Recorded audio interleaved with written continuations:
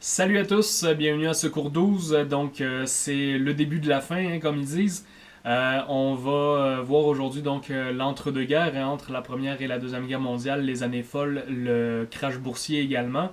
Et évidemment, le gros morceau aujourd'hui, c'est la Deuxième Guerre mondiale. Donc on va se pencher là-dessus. Je vous ai mis également dans le forum du groupe les consignes pour l'examen final, donc allez voir ça, c'est très important.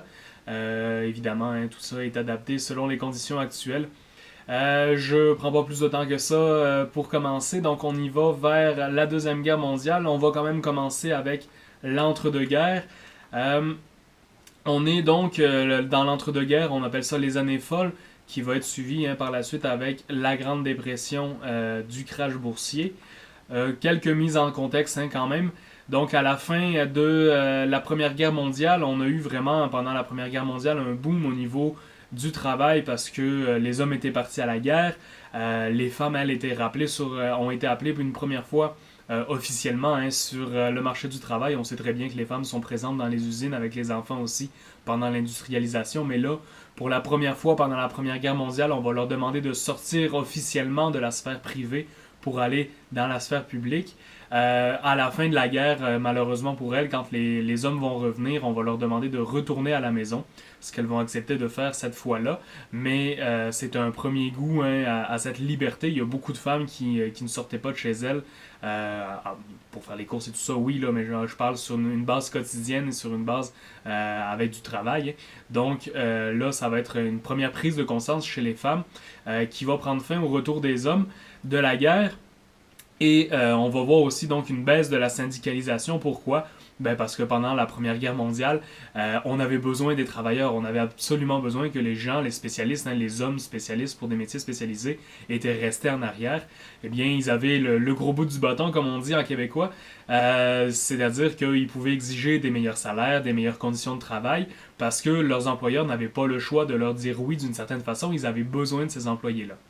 Là, quand la main-d'œuvre non qualifiée va revenir en grand nombre, pour ceux qui ne sont pas blessés, évidemment, ou traumatisés, hein, on parle souvent des blessés physiques, mais on parle beaucoup moins des chocs post-traumatiques et tout ça là, que les guerriers ont eu. On va leur demander de retourner sur le marché du travail. Il n'y a pas de psychologue, il n'y a pas rien. Il y a quelques pensions un petit peu. Pas pour les Amérindiens qui sont allés se battre, seulement pour les Blancs, évidemment. Donc, on est encore dans une société raciste. Donc, dans ces conditions-là, la syndicalisation va baisser énormément dans l'entre-deux-guerres. Aussi, pourquoi? Parce que l'économie va bien, hein. Les usines ralentissent un peu leur production, mais on est encore pendant quelques mois sur la lancée de la Première Guerre mondiale. Ça va bien, mais rapidement, donc, l'économie ralentit puisque la guerre est finie et les gens vont provisoirement s'appauvrir un petit peu.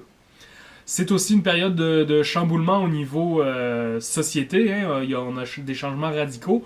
L'arrivée des voitures et des camions, oui, ça avait été inventé plus tôt dans l'histoire, mais cette invention-là, hein, c'était réservé aux riches, aux manias de l'industrie, aux gens qui avaient vraiment des grandes fortunes. Là, on va voir apparaître dans cet entre-deux-guerres-là la culture de masse, la classe moyenne. Je vais vous en reparler tout à l'heure de la classe moyenne. On est vraiment donc avec l'apparition de nouvelles classes sociales qui ont d'une certaine manière les moyens de se payer ces nouvelles bébelles-là qui deviennent de plus en plus accessibles. Donc on va voir apparaître vraiment la voiture comme notre société actuelle, c'est vraiment l'apogée, hein, en tout cas j'espère, du mode de transport individuel. C'est très pratique, mais ça a des inconvénients écologiques indéniables. Donc, c'est au retour de la Première Guerre mondiale qu'on les voit apparaître en plus grand nombre, ces voitures-là et ces camions-là. Par la même occasion, si on a un plus grand nombre de personnes sur les routes, ben il faut les créer ces routes-là, hein, parce que jusqu'à maintenant c'était des routes en terre battue, hein, tout simplement. À force de passer sur le même chemin, on finissait par tuer l'herbe et ça devenait une route comme ça. Là, on va vraiment développer ce qu'on appelle la voirie. La voirie, c'est le même nom que ça porte aujourd'hui. C'est tout simplement s'occuper de créer les réseaux routiers et de les entretenir. Remarque qu'on n'est pas très bon là-dessus au Québec avec nos viaducs qui tombent. Donc, c'est un autre débat. Mais c'est à ce moment-là aussi, là, donc on va voir apparaître ces nouvelles professions, hein, parce que c'est des gens qui vont qui vont répondre du gouvernement pour créer ces routes-là. Donc, on a quand même une société en changement. On a la culture de masse qui apparaît, l'accès au crédit. Là-dessus, l'Amérique du Nord, on est excessivement fort. Le crédit, vivre à crédit, c'est une mentalité. Le but, évidemment, c'est d'augmenter la consommation. Les gens n'ont pas forcément les moyens de s'acheter des choses. Qu'est-ce qu'on fait? On leur rend accessible une carte de crédit qui leur permet d'acheter des choses et de payer plus tard. Ça peut être pratique, mais c'est un piège très dangereux quand on n'est pas capable de gérer son argent comme ça. Tandis qu'en Europe, là, ça change. La dernière dizaine d'années a vu un changement drastique. Mais avant ça, en Europe, c'était l'inverse. C'est-à-dire qu'on économisait très longtemps pour avoir l'argent nécessaire à la réalisation de ce qu'on veut, dans le fond. Donc, mais là, le crédit gagne en Europe également. On voit également l'apparition de la pub. Vous le voyez sur ma petite affiche en haut à droite. Donc, la pub, c'est pas la pub télé, c'est la pub avec des affiches, évidemment. On n'est pas rendu encore aux télé. Mais c'est vraiment une façon d'influencer la façon d'agir des gens au quotidien. Pourquoi? Parce qu'on a cette fameuse classe moyenne-là qui apparaît, qui est capable de consommer un petit peu plus. Donc, avec la cuisinière à gaz, c'est réussi à chaque fois. N'est-ce pas merveilleux? Donc, avec le stéréotype sexuel, évidemment, à l'époque, qui était une réalité quand même dans le quotidien. Et on voit aussi cette culture de masse-là apparaître grâce à des inventions. Le gramophone, que vous avez juste à côté, l'ancêtre du MP3, très très ancêtre du MP3, et la radio qui permet donc de diffuser les idées. Ça permet également de diffuser les idées politiques, les idées sociales, de revendiquer des choses pour la classe ouvrière, mais c'est aussi un moyen pour le gouvernement de faire de la propagande. Je donne l'exemple qui est arrivé cette semaine. Le gouvernement a décidé de renvoyer les élèves du primaire à l'école, et cette semaine, hier ou avant-hier, dans la malle, j'ai reçu tous ensemble, travaillons conjointement à protéger nos enfants. Donc, ils font appel à la population. C'est clairement de la propagande pour influencer l'opinion publique. La radio, comme aujourd'hui la télé et Internet sert à ça, la radio servait exactement à ça dans les sociétés de l'entre-deux-guerres, donc influencer l'opinion publique. On a également on a vécu le drame de la Première Guerre mondiale, les morts, les blessés. Je vous ai pas montré les gueules cassées parce que c'est quand même assez traumatisant, mais c'est une réalité. On a vu les millions de morts et on veut donc profiter de la vie. C'est pas pour rien qu'on appelle ça les années folles. On voit donc le cinéma qui évolue. Avant, on aurait eu, vous voyez juste en bas de l'écran, on a un monsieur avec un piano. Avant, on aurait eu un orchestre complet pour faire la musique pendant que la trame du film roulait en arrière. Et là, le cinéma devient parlant, donc ça a un côté négatif. Il y a beaucoup de musiciens qui perdent leur emploi, mais ça devient beaucoup plus dynamique pour les gens qui écoutent le cinéma. Et on a aussi l'apparition du jazz. Le jazz qui est vraiment la musique afro-américaine, les Noirs, les descendants d'esclaves aux États-Unis, qui vont amener le blues et le jazz un petit peu en même temps comme expression de cette culture spécifique-là. Et le jazz va gagner en popularité. Pourquoi? Parce que c'est une culture qui vraiment a une musique et une ambiance qui est vraiment festive. Donc, on veut profiter de la vie. Le jazz, c'est exactement ça. Je vous présente d'ailleurs un extrait de Charleston. Le Charleston, c'est une danse, mais ça se danse sur le jazz.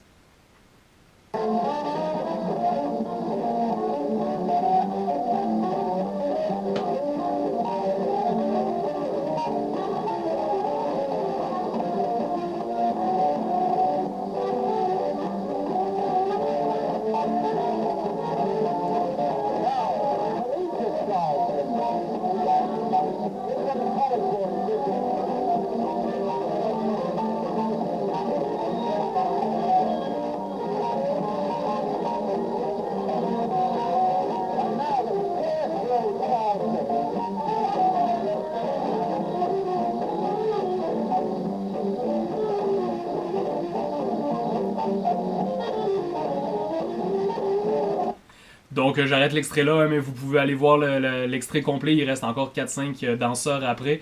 C'est vraiment une musique festive et quand on les regarde, on se dit vraiment que tout le monde peut danser. C'est vraiment, finalement, je me compare, je me console. C'est vraiment une danse qui laisse libre expression aux danseurs. Cependant, on a vraiment un problème aux États-Unis dans l'entre-deux-guerres, c'est qu'il va y avoir la prohibition de l'alcool. La prohibition de l'alcool, en fait, c'est tout simplement interdire la vente d'alcool parce qu'on a des problèmes d'alcoolisme à l'époque, entre autres à cause de tous ceux qui ont des séquelles de la Première Guerre mondiale. Et l'effet positif pour le Canada de cette prohibition-là, c'est que tous les artistes, justement les musiciens, les danseurs des États-Unis, vont remonter vers le Canada pour aller dans les cabarets. À Montréal, sur la rue Sainte-Catherine, aujourd'hui, c'est des magasins modernes. Ils ont enlevé le signe d'Archambault, hein, le grand signe qui était sur la rue, qui annonçait le Archambault au coin Berry-UQAM sur Sainte-Catherine. Ils l'ont enlevé il y a quelques mois, quelques semaines seulement. Mais à cette époque-là, la rue Sainte-Catherine, c'est vraiment des cabarets. On a des affiches lumineuses avec des néons. C'est vraiment un feu roulant de vie. Et tous ces artistes américains-là donc, vont remonter vers le Montréal et l'Ontario également pour vivre cette vie de villégiature-là malgré tout. Donc, c'est un avantage pour le Canada à ce moment-là. On a aussi donc, je parlais de Montréal, c'est pas pour rien, on a l'expansion des villes, je vous montre, vous voyez peut-être, vous le reconnaissez, le pont Jacques-Cartier qui est en train de se faire bâtir à ce moment-là. Vous voyez également à l'avant-plan 4 piliers au milieu des maisons. On a des nouveaux quartiers complètement qui se construisent, des quartiers modernes.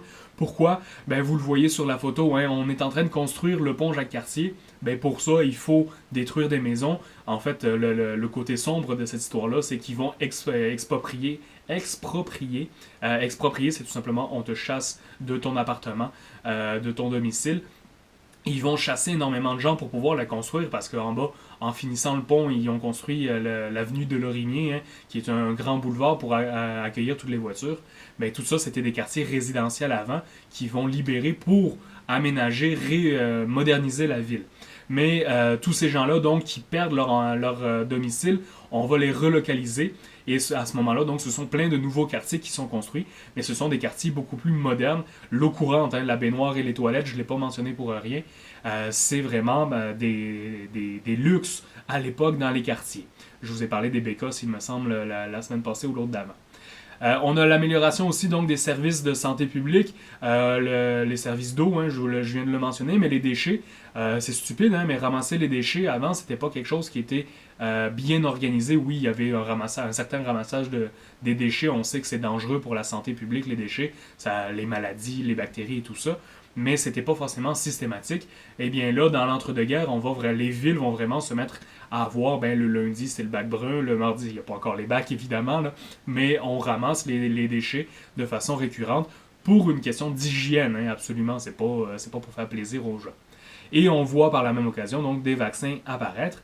Et je vous l'ai dit, on est dans le plaisir, on voit donc se développer des loisirs, des sports. Dans les lectures que j'ai fait, j'ai vu par exemple que les sports qui sont très populaires chez les bourgeois montréalais, c'est d'aller faire du ski à Bromont.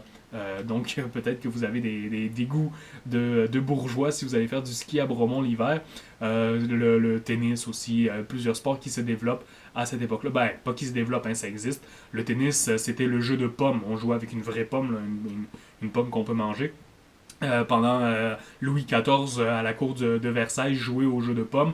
Le tennis existait déjà depuis très longtemps, mais là, ça devient comme la culture de masse, ça devient vraiment, ça se propage dans la société à grande échelle. On a aussi, très important, le mouvement d'émancipation des femmes. Hein, vous le voyez, c'est coquine sur la photo, là, évidemment, vous commencez à connaître mon sens de l'humour. C'est coquine, pourquoi? Parce que regardez, c'est dévergondé, elles montrent leur tibia. Et oui, aujourd'hui, on n'est vraiment pas choqué par ça, parce qu'on est dans une société hyper sexualisée et très jeune, de plus en plus jeune, malheureusement.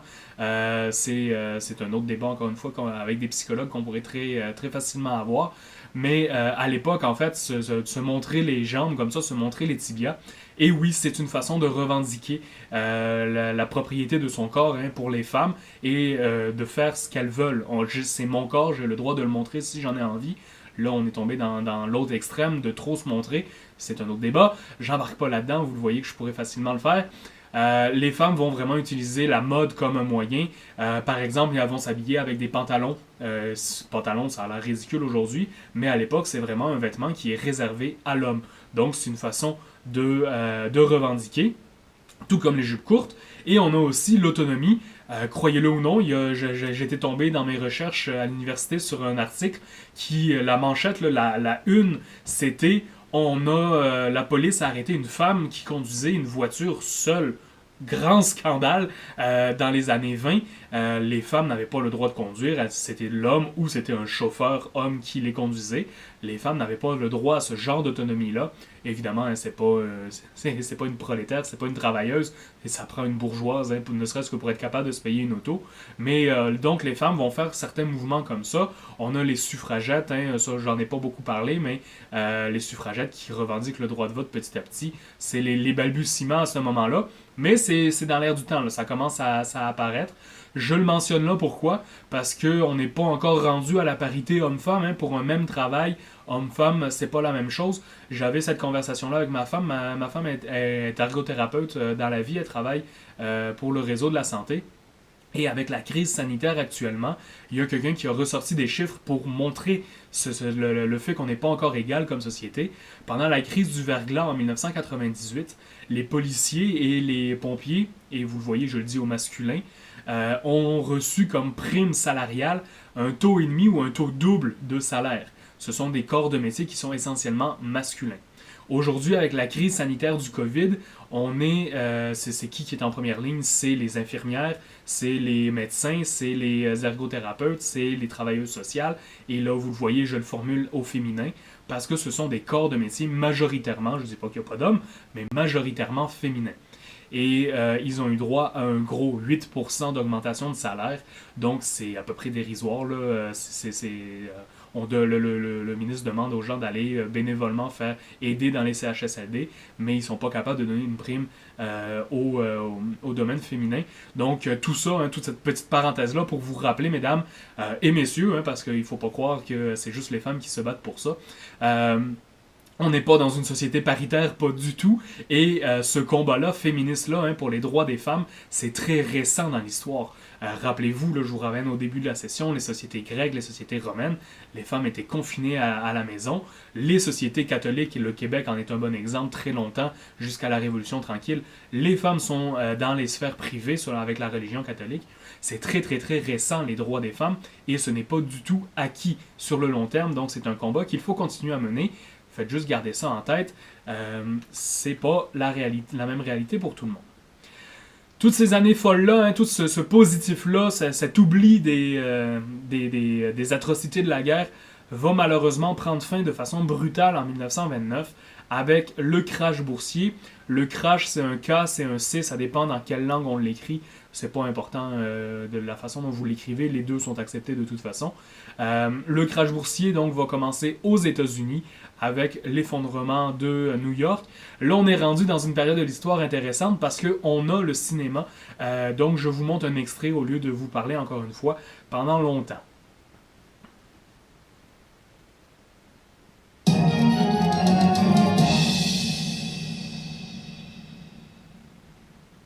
Aux États-Unis, c'est le triomphe de l'économie libérale.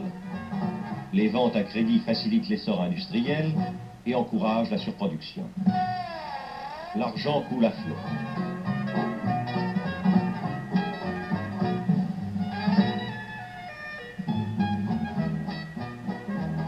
La spéculation boursière ne connaît plus de frein.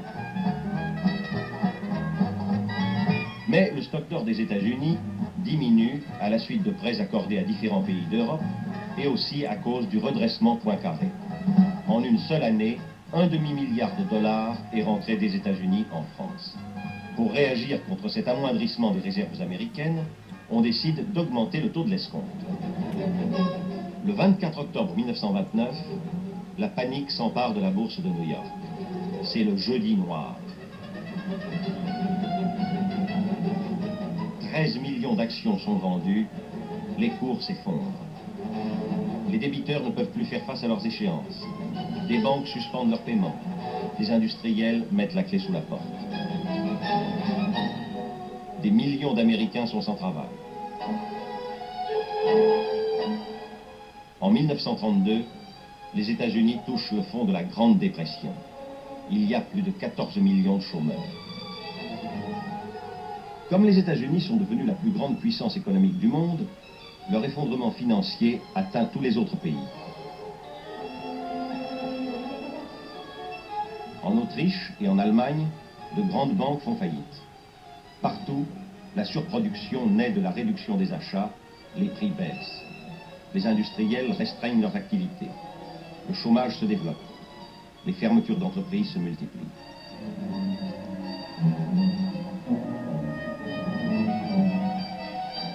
En Allemagne, la situation est dramatique. Un seul fait en témoigne, la moitié des hauts fourneaux cesse toute activité. Le catholique Brüning, devenu chancelier en mars 1930, manque d'envergure. Les mesures qu'il prend ne résolvent pas la crise et aggravent le mécontentement. En juillet 1931, la Reichsbank doit suspendre ses paiements à l'étranger. La production allemande s'effondre. On compte bientôt plus de 6 millions de chômeurs. La misère rejette des millions d'électeurs vers les partis extrémistes, parmi lesquels les nationaux-socialistes. Donc, vous le voyez, l'extrait a été judicieusement choisi pour vous montrer qu'on s'en va vers la guerre. Et je fais un lien aussi, je vous avais présenté les alternatives au capitalisme. Il y a énormément de remises en question du capitalisme à cette époque-là. Quand vous voyez les milliers de personnes dans la rue là, qui ont de la misère à manger, les gens se posent des questions évidemment sur le système. Donc, la crise devient mondiale, ça a été dit avec la métaphore de l'argent qui tombait.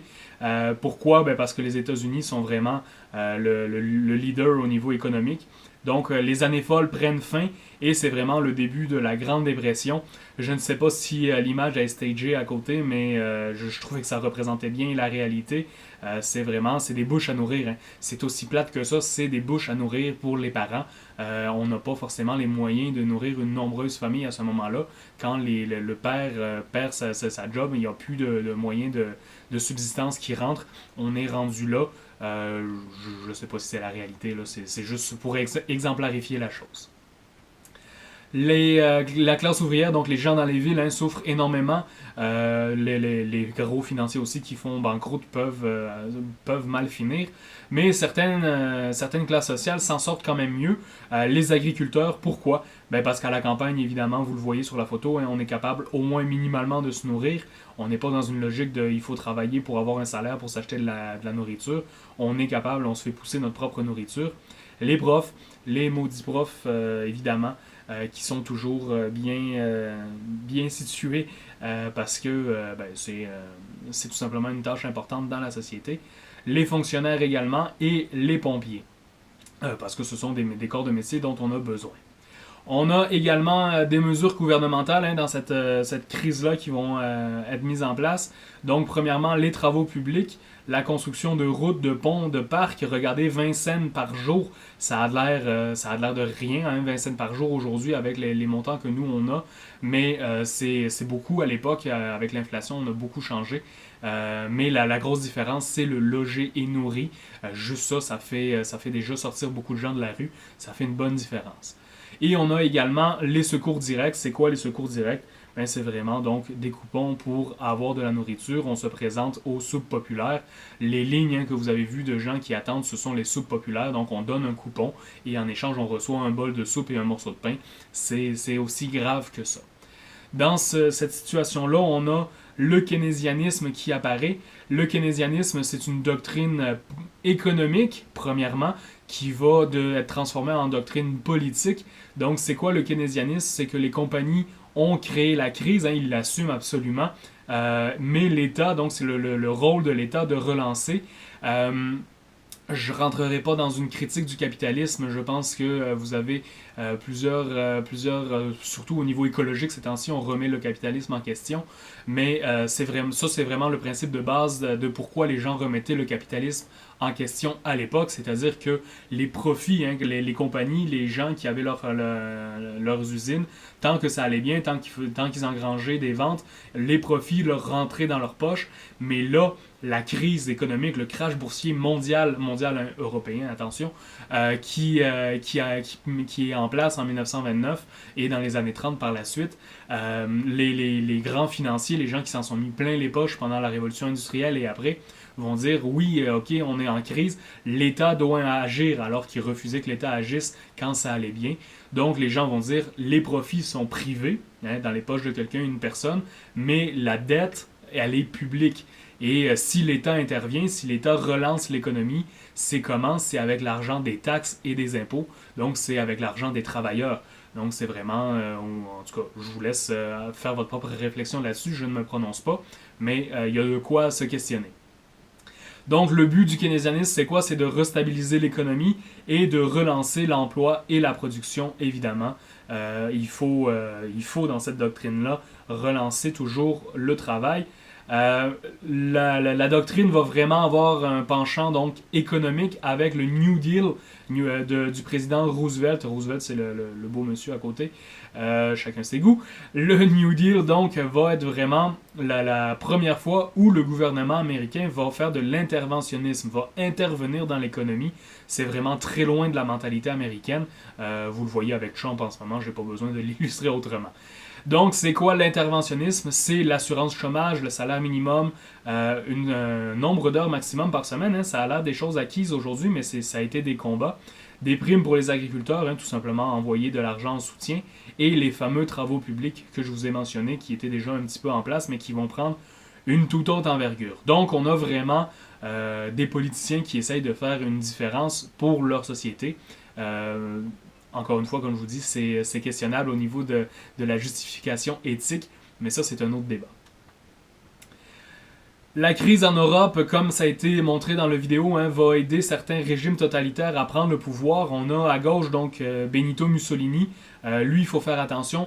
Benito Mussolini va prendre le pouvoir par la force. Il va faire un coup d'État militaire en Italie dans les années 30. Ce qui va réussir, ça va amener Hitler à essayer de faire la même chose en Allemagne.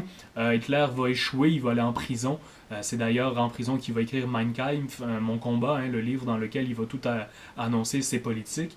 Et Hitler, en ayant manqué son coup d'État, va ensuite rentrer dans le jeu politique officiel pour continuer ses démarches et arriver au pouvoir, ce qui va être le cas aussi, parce que aujourd'hui on le dépeint comme un méchant, ce qui est tout à fait vrai, mais c'est un homme qui a excessivement de charisme, qui a excessivement une capacité orale d'exalter les foules. Donc c'est vraiment, il va arriver à ses fins, mais de façon normale, c'est-à-dire par le cheminement politique qu'il faut. Mais il va quand même arriver au pouvoir.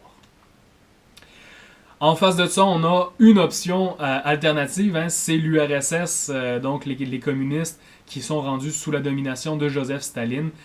Staline, c'est vraiment une autre game. Pourquoi? Parce que dans les années 30, Staline a fait la Grande Terreur. La Grande Terreur, ça porte ce nom-là, c'est pas pour rien. En fait, il va éliminer au sens littéral, il va faire tuer des milliers, des millions de gens, des hauts dirigeants du parti, des hauts dirigeants de l'armée. En fait, tous ses opposants politiques, même les gens qui ont fait de la révolution avec lui et Lénine, qui pourraient contester son pouvoir, il va les éliminer, il va les envoyer au goulag et les tuer pour qu'ils deviennent le chef incontesté. Quand je vous dis que c'est pas du communisme mais une dictature, là, ça c'est vraiment l'exemple parfait, Staline. Ça va être vraiment radical. La différence, c'est qu'on est dans un régime communiste, on a une économie qui est planifiée, donc la crise économique va beaucoup moins toucher l'URSS. Ils vivent mal, ils vivent dans des mauvaises conditions, mais les mauvaises conditions vont rester stables pendant que l'Europe va s'effondrer. Donc, encore une fois, ça va devenir peut-être une alternative intéressante pour les gens qui se posent des questions ailleurs en Europe. Donc, des communistes, il y en a partout dans tous les pays qui regardent l'URSS comme peut-être une option alternative pour ne plus avoir ce genre de crise-là. La réalité sur le terrain est différente dans le pays de l'URSS. Dans cette entre-deux-guerres-là, il reste une dernière chose qui est importante quand même, c'est le statut de Westminster. Lui, vous l'avez vu avec votre histoire par le passé, 1931. Je fais la parenthèse parce que je la trouve importante. Le statut de Westminster, officiellement, la Grande-Bretagne, l'Angleterre nous dit « Le Canada a fait son effort pendant la guerre. On voudrait remercier les Canadiens d'avoir fait leur part. On vous donne votre autonomie politique. » Ça, c'est le discours officiel. C'est pas faux non plus, mais c'est la version politically correct. C'est-à-dire que si on regarde concrètement, si on analyse les choses, pourquoi en 1931 le Canada tombe en autonomie politique? On est vraiment au pire de la crise de 29 là, qui a ses répercussions pendant les 2 années suivantes. En 31, l'économie est à terre complètement. L'Angleterre ne veut pas avoir à gérer ses dominions.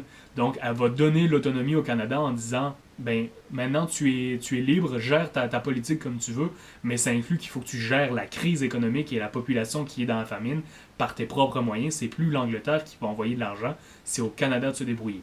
Donc c'est un beau geste parce que ça donne l'autonomie au Canada au niveau politique, mais les justifications terre à terre sont peut-être moins nobles que ce qu'ils essayent de le présenter. Il faut faire attention à ça. Il y a toujours plusieurs côtés à un fait historique et à un fait actuel dans la société aussi également. Je vous ai mis le film, le lien vers le film La naissance du mal. Ça, je le présente pas parce que c'est 3 heures. C'est vraiment, si le sujet vous intéresse, La naissance du mal, en fait, vous le voyez, là, c'est le jeune Hitler. Ça présente son parcours de sa jeunesse, très rapidement sa jeunesse, mais son parcours politique jusqu'au moment où il est élu. Ça rentre pas dans la Deuxième Guerre mondiale, ça va vraiment jusqu'au moment où il est élu chancelier, chef du pays, où il prend le pouvoir dans le pays. Donc toute son adolescence et sa vie de jeune adulte, quand il est enfermé en prison, tout ça. Donc ça explique aussi le portrait psychologique du personnage. C'est super intéressant, c'est très bien fait aussi comme film, il y a des erreurs comme toujours, mais c'est quand même très bien fait. Je vous le laisse, le lien est dans le prédit, sinon vous marquez La naissance du mal dans YouTube, il est en version intégrale sur Internet en français aussi, accessible.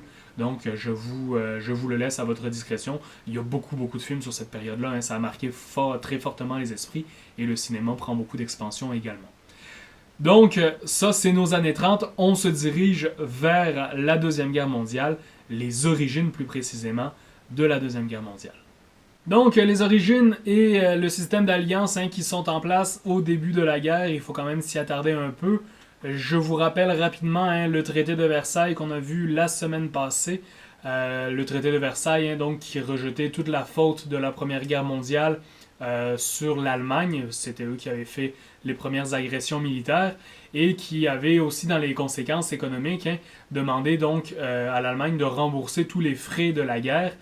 C'est d'ailleurs pour ça, dans le vidéo tout à l'heure, qui mentionnait que la banque la Deutsche Bank, la banque de l'Allemagne, avait arrêté ses versements, mais c'est les versements de remboursement, justement, envers les pays alliés pour rembourser la dette de la Première Guerre mondiale.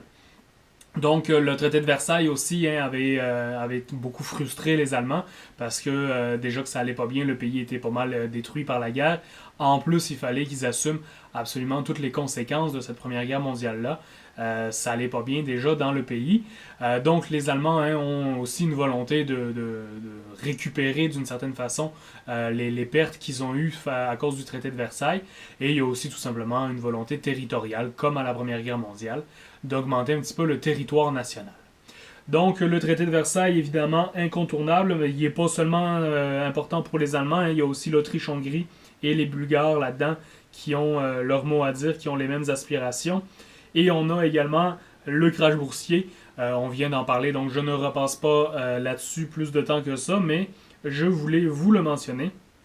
Et on a aussi quand même, ça c'est important, les ambitions expansionnistes du parti nazi. Regardez le beau Hitler avec ses pantacourts et ses bas en laine, très trendy, très mode. Le Führer, donc, qui le dit très clairement. Il le dit très clairement dans Mein Kampf d'ailleurs, le livre qu'il a écrit dans l'entre-deux-guerres. Il dit un des buts principaux, c'est de récupérer du territoire, principalement en Ukraine. Donc les Russes savent que la guerre s'en vient. Pourquoi? Parce que les terres ukrainiennes, ce sont des terres noires, des terres excessivement bonnes pour l'agriculture, mais ce sont des terres qui appartiennent à l'URSS à ce moment-là. Donc, évidemment, ça entrevoit la guerre sans aucune autre option pour les Allemands et les Russes de ce côté-là. On a aussi, parce que là, on est vraiment dans la Deuxième Guerre mondiale, on a aussi donc au Japon la doctrine qui a été formulée par Fumimaro Konoe. Là, mon allemand était pas bon, mon japonais est encore pire. Vous me pardonnerez les erreurs de prononciation. Ce dirigeant militaire japonais va proposer la doctrine donc, du Hako Ichiu. C'est quoi le Hako Ichiu? C'est les 8 coins du monde sous un seul toit. En fait, ce que ça veut dire, dans une belle formulation, hein, comme les Asiatiques sont très doués, tout simplement, les Japonais pensent que c'est légitime de leur part de régner sur l'ensemble de l'Asie, et donc une guerre d'expansion, une guerre pour prendre possession du territoire, elle est justifiée selon cette idéologie-là, tout simplement. Donc, les choses se placent, même principe que pendant la Première Guerre mondiale. D'un côté, on a une triple alliance, triple entente, triple alliance dans la Première Guerre mondiale. Là, c'était un petit peu le même principe, mais sous des nouveaux noms. Donc, du côté des méchants, encore une fois, entre parenthèses, les méchants, ça dépend vous êtes qui pour analyser. On a l'Allemagne, l'Italie et le Japon, qui sont donc dans un pacte d'assistance mutuelle. C'est le même principe, c'est-à-dire que si un seul de ces pays-là se fait attaquer, les autres pays se sont engagés à venir lui porter secours. Cette triple entente-là cet axe-là va avoir de nouveaux joueurs donc, qui vont la rejoindre, la Hongrie, la Roumanie qui va rejoindre l'axe suite à un coup d'État de Ion Antonescu, qui est un général fasciste qui va faire un coup d'État en Roumanie. Chacun des pays a son histoire à travers tout ça. Évidemment, je ne peux pas passer au travers. Chacun, la Roumanie, je connais un petit peu plus le cas. Je me suis porté là-dessus. J'ai étudié un petit peu le pays. Mais je ne peux pas vous expliquer chacun de ces pays-là. Ça deviendrait très long. Mais il faut juste savoir donc quel pays fait partie de quelle association dans l'alliance militaire. Donc, la Thaïlande avec le Japon, évidemment, et la Finlande qui va s'allier à l'Allemagne, mais qui ne sera pas un membre officiel de cette alliance-là. Pourquoi? Parce que elle ne veut pas tout simplement être liée au régime nazi de Hitler, mais la Finlande a vécu une attaque en fait de la part des Russes en 1939, une attaque militaire. Les Russes voulaient prendre un petit peu de territoire pour se défendre, se protéger contre l'armée allemande qui savent très bien qu'il va finir par arriver. Donc ils voulaient protéger Saint-Pétersbourg au nord en prenant des terres du côté des Finlandais. Et ça va être un échec lamentable de la part de l'armée russe, qui est à peu près 10 fois plus supérieure en nombre que l'armée finlandaise. Les Finlandais, eux autres, sont habillés en blanc. Ils sont sur des skis. La Finlande, c'est très hivernal comme milieu. Donc, c'est des chasseurs très, très, très rapides et très mobiles. En face de ça, on a une armée russe lente et inefficace. Donc, ça va être une défaite russe malgré le 10 pour 1 dans les quotas. Mais à cause de ça, la Finlande va se rallier du côté de l'Axe. J'en profite aussi, vous avez peut-être déjà entendu le cocktail Molotov. Le cocktail Molotov, c'est quand on fait un mélange d'alcool et de carburant dans une bouteille avec un tissu, on le brûle et on le lance pour que ça brûle la cible. Le cocktail Molotov vient justement de la guerre de Finlande. Molotov en russe, ça veut dire marteau. Donc il faut briser la bouteille, il faut lui donner un coup comme avec un marteau pour qu'elle brise et là que le contenu prenne en feu. Donc le cocktail Molotov vient de cette guerre-là. Vous avez peut-être déjà entendu ça si vous vous êtes intéressé aux manifestations ou à quelconque événement historique violent dans le 20e siècle. Donc on a l'Axe. En face de l'Axe, on a aussi donc les Alliés. C'est un petit peu plus simple, les noms. L'Axe, c'est les Alliés pour notre Deuxième Guerre mondiale. Vous le voyez sur l'illustration, les 3 drapeaux principaux. C'est pas les seuls, mais c'est les principaux. Donc à droite, on a au bout le couteau, ce qu'on appelle une baïonnette. On a l'URSS, le drapeau de l'URSS. À gauche, en bas, on a le drapeau des États-Unis. Il faut faire la distinction ici. Les États-Unis vont rentrer en guerre seulement en 1941 avec l'attaque de Pearl Harbor par les Japonais. J'y reviendrai tout à l'heure. Et le troisième couteau, c'est évidemment donc l'Angleterre. D'ailleurs, si vous vous interrogez sur comment on écrit en russe, c'est tout écrit en russe sur la carte. Juste en dessous du drapeau, du manche du drapeau anglais, c'est marqué London avec l'alphabet cyrillique. Donc, et Berlin vis-à-vis le cœur du nazi sur lequel les couteaux sont pointés. Donc, on a déjà ces 2 alliances-là qui sont en place. Il ne manque en fait plus qu'un élément déclencheur à cette histoire-là. L'élément déclencheur, il va arriver bien vite. Là, j'ai décidé de séparer la guerre en deux fronts, c'est-à-dire que je vais repasser sur les mêmes dates, hein, de 1939 jusqu'à 1945, mais je vais l'aborder une première fois avec le front ouest, et ensuite je vais réaborder les mêmes dates, mais avec le front est. C'est un survol, évidemment. Là. Il y a un décours, pas juste un décours à l'université de 45 heures et plus, juste sur la Deuxième Guerre mondiale. Si vous tapez Deuxième Guerre mondiale dans YouTube ou dans Google, vous en avez pour des centaines et des milliers d'heures. Donc, c'est un très bref survol. Je vais essayer de rester concis, même si c'est vraiment le centre de mon intérêt personnel. Au niveau de l'histoire, je vais essayer de faire ça court, je vous le promets. Donc, on part avec notre élément déclencheur. Encore une fois, on dit que la Deuxième Guerre mondiale, c'est la faute des Allemands. Eh bien, c'est vrai. Pourquoi? Parce que les Allemands, en fait, vous le voyez sur la photo, ils vont rentrer à la frontière de Pologne. Ils vont tasser, c'est filmé, hein, c'est vraiment un événement médiatique important. Ils vont tasser la barrière qui fait la frontière entre l'Allemagne et la Pologne. Ils vont l'ouvrir pour laisser passer les tanks, rentrer les tanks en Pologne.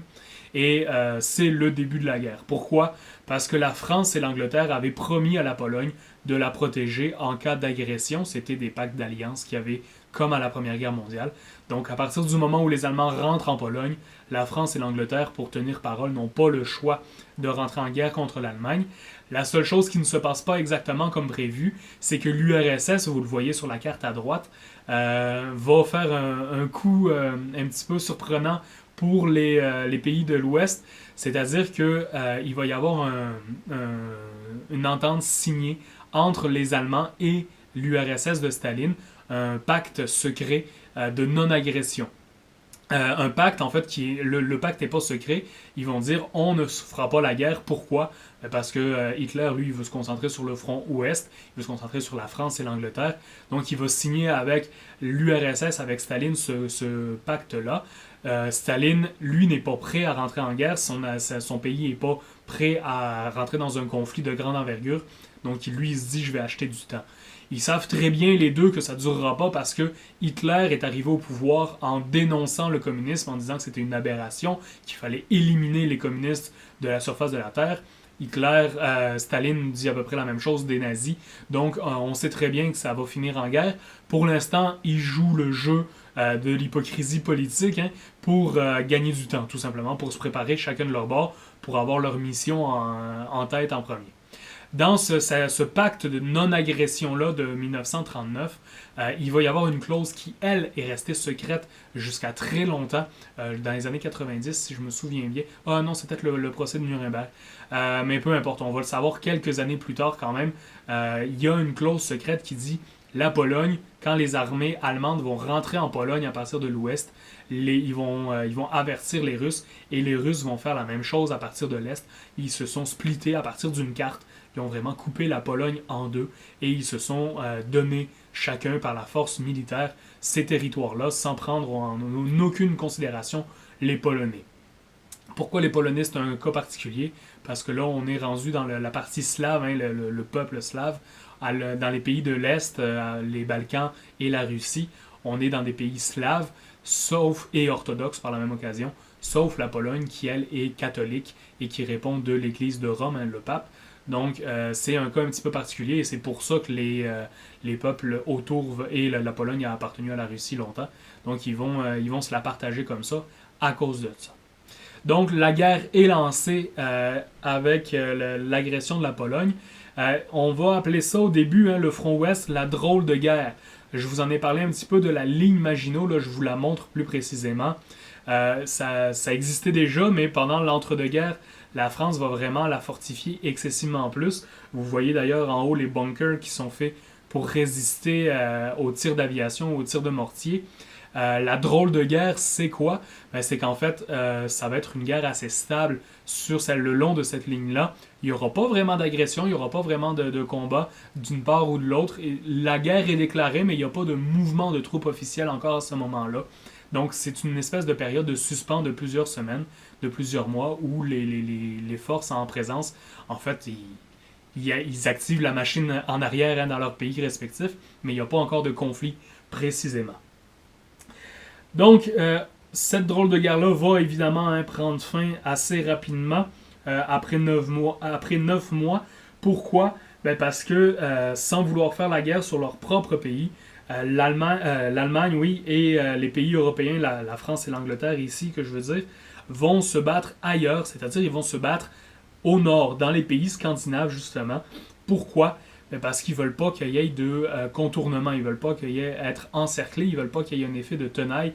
Donc vous le voyez sur la carte, hein, ils vont se précipiter vers le nord et essayer de contourner chacun de leur bord le camp ennemi pour en prenant possession de ce territoire-là. Donc ça ne va pas très bien fonctionner. Encore une fois, ça va stagner assez rapidement de ce côté-là. C'est ce qui va d'ailleurs entraîner vraiment là, un changement radical dans la stratégie.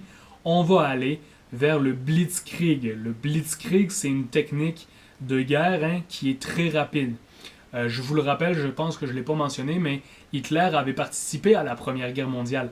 Hitler était allé dans les tranchées, il avait subi les gaz chimiques hein, que je vous ai parlé, je vous avais donné l'exemple du gaz moutarde. C'était pas le gaz moutarde, c'était un autre gaz, mais quand même Hitler avait eu une attaque chimique. Il avait été retiré du front, mais il avait guéri assez rapidement, il avait perdu la vue pendant quelques temps, mais il l'a recouvert. Donc, il sait c'est quoi l'horreur des tranchées, et Hitler avait promis au peuple allemand que jamais on tomberait dans une guerre de tranchées, ce serait une guerre éclair. La Blitzkrieg en allemand, ça veut dire guerre éclair, littéralement, là, si c'est traduit en français. Qu'est-ce que c'est la guerre éclair? Elle est possible grâce aux nouvelles armes, c'est-à-dire qu'on prend nos tanks, on prend nos avions et on fonce littéralement dans le tas le plus rapidement possible. Le but, c'est de ne pas s'arrêter comme les tranchées, c'est vraiment d'avancer pour obliger d'être tout le temps en mouvement les armées ennemies aussi. Donc le Blitzkrieg va être très efficace en quelques semaines seulement. Hitler va traverser la Belgique, il va traverser les quelques pays neutres hein, qui sont dans ce coin-là, donc les Pays-Bas, la Belgique, les Netherlands et les Pays-Bas. Grâce à cette technique de l'Allemagne, théoriquement les Pays-Bas et la Belgique sont neutres, mais évidemment les nazis vont prendre possession de ces territoires-là. Les Britanniques vont rembarquer leurs troupes parce qu'ils avaient commencé à débarquer des troupes en Europe. Hein, ils vont les rembarquer à Dunkerque, que vous voyez sur la carte. C'est là le film que je vous ai parlé la semaine passée. J'étais un petit peu pressé de vous en parler de ce film-là. C'est à ce moment-là que ça se passe. Donc, si ça vous intéresse, la référence est dans le cours précédent. Et les Allemands vont foncer en France le plus rapidement possible. En quelques semaines seulement, ils vont être à Paris, ils vont prendre possession du territoire. Et ils vont quand même, là, vous voyez, les flèches ne descendent pas jusqu'au sud complètement.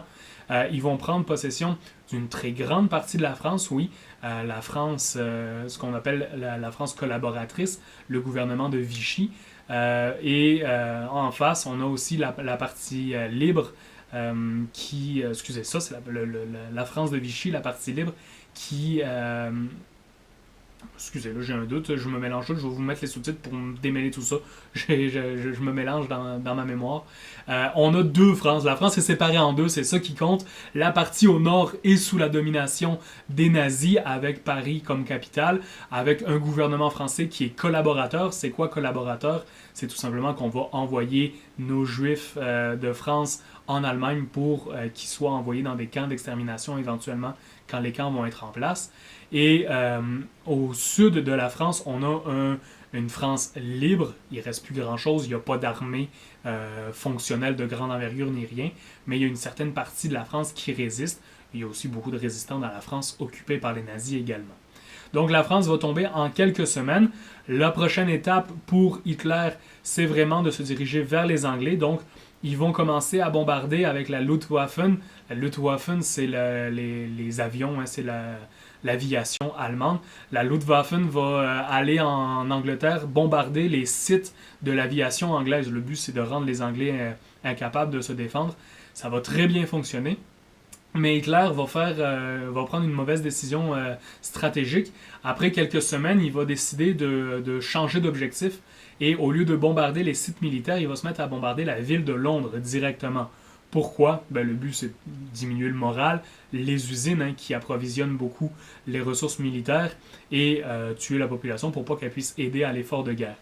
Cette erreur stratégique-là, ou pourquoi c'est une erreur, c'est que pendant ce temps-là, oui, ça fait des milliers de morts et tout ça, là, mais pendant ce temps-là, les Anglais vont pouvoir recommencer à construire des avions et à relancer leur aviation. C'est ce qui va leur permettre d'ailleurs de battre finalement l'aviation, la Luftwaffe allemande au bout après quelques années. Je vous fais une référence louche parce que ça me vient en tête là.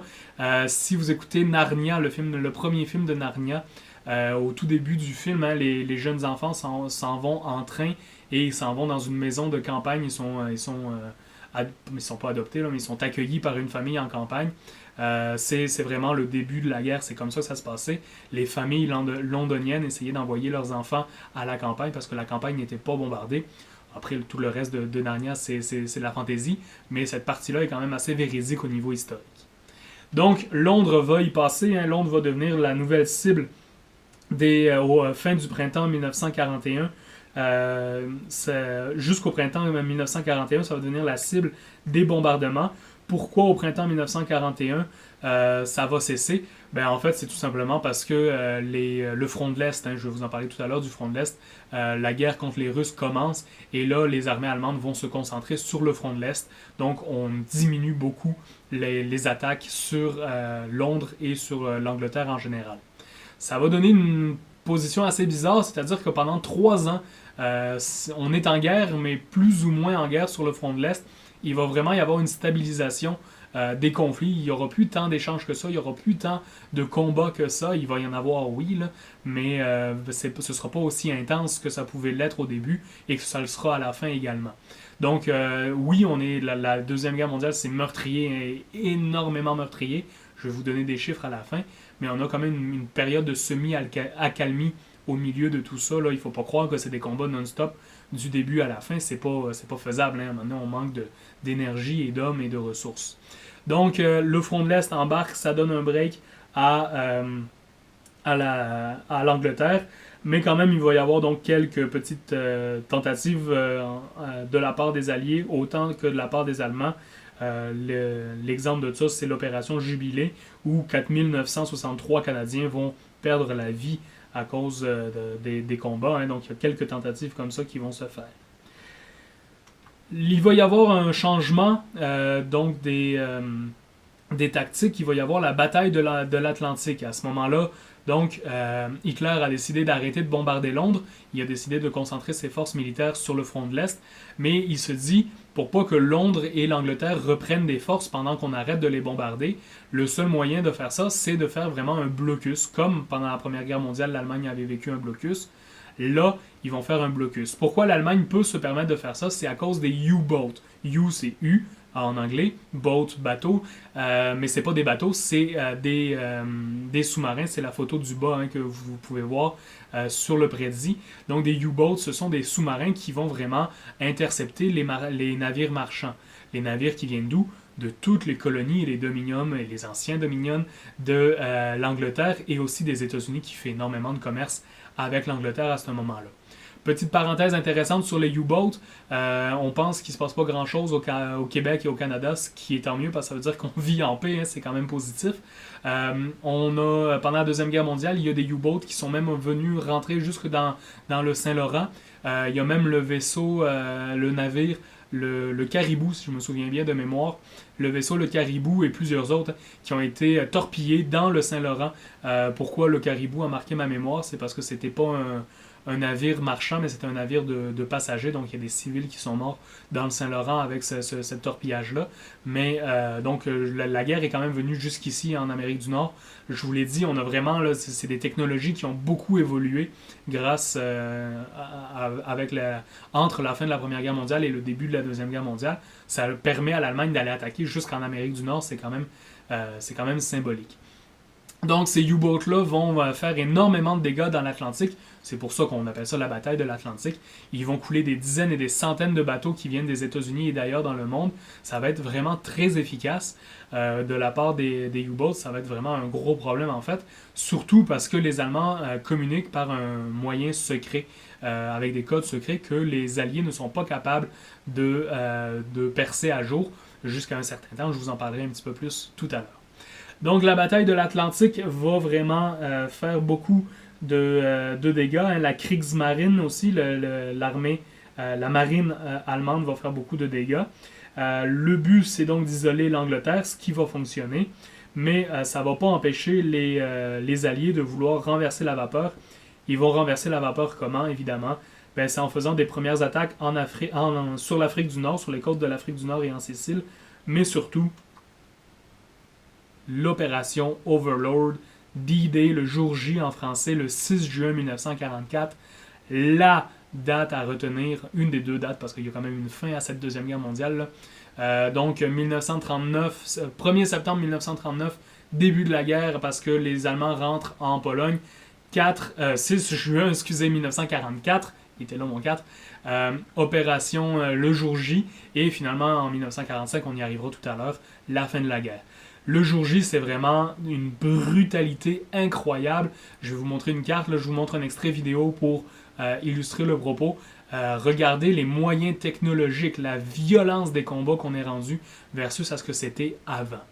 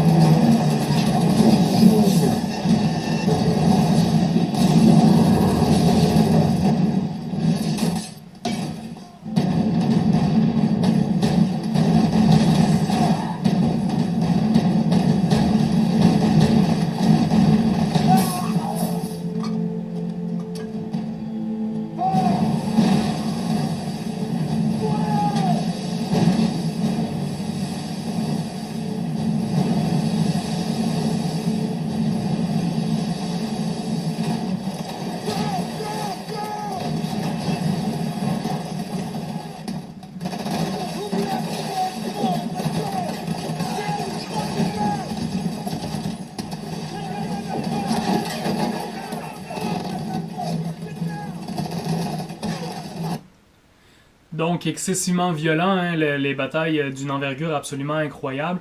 Je vais vous donner quelques chiffres après avec une carte là, pour préciser les choses. À ce moment-là, c'est voulu, hein, c'est organisé comme ça. Le jour J, hein, c'était supposé être une journée avant. Il y a eu des mauvaises conditions météo pour reprendre la mer, donc ça a été reporté. Mais les Alliés ont craqué. En fait, c'est des scientifiques hein, qui ont craqué. Il y a d'ailleurs un bon film sur la machine Enigma. Je vais vous mettre l'image, je me souviens plus du titre. Imitation Game. Ah, voilà. Imitation Game, donc, c'est l'histoire de comment ils ont craqué la machine Enigma, qui est une machine pour faire des codes secrets. Les Allemands changeaient leur code secret à toutes les 24 heures.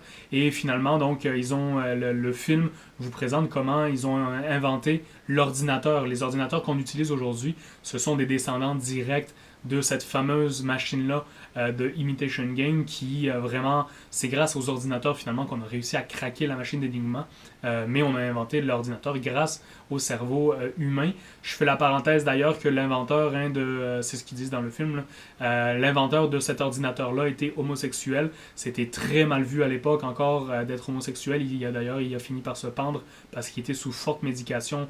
Je pense qu'il a même été interné pendant un certain temps à cause de son homosexualité. Donc il a sauvé Il nous a fait d'une certaine façon gagner la guerre. Il a inventé la technologie comme on l'utilise aujourd'hui, mais le gars a fini par se suicider à cause de la personne qu'il était, la persécution sociale de la personne qu'il était. Encore une fois, petite réflexion, mais ça, je vous la laisse, c'est de votre bord. Donc, je vous donne quelques petits chiffres. Le jour J, c'était pas fait n'importe comment, évidemment. On a commencé par faire croire aux Allemands à une opération, l'opération Fortitude, qui devait se dérouler dans le Pas-de-Calais. Le but, c'était tout simplement d'attirer les Allemands dans une position où ils défendraient moins bien, là où les Alliés étaient supposés débarquer pour vrai, donc avoir moins de militaires. Le problème, c'est que les Allemands l'ont un petit peu vu venir, ils ont dispatché des forces, mais pas tant que ça.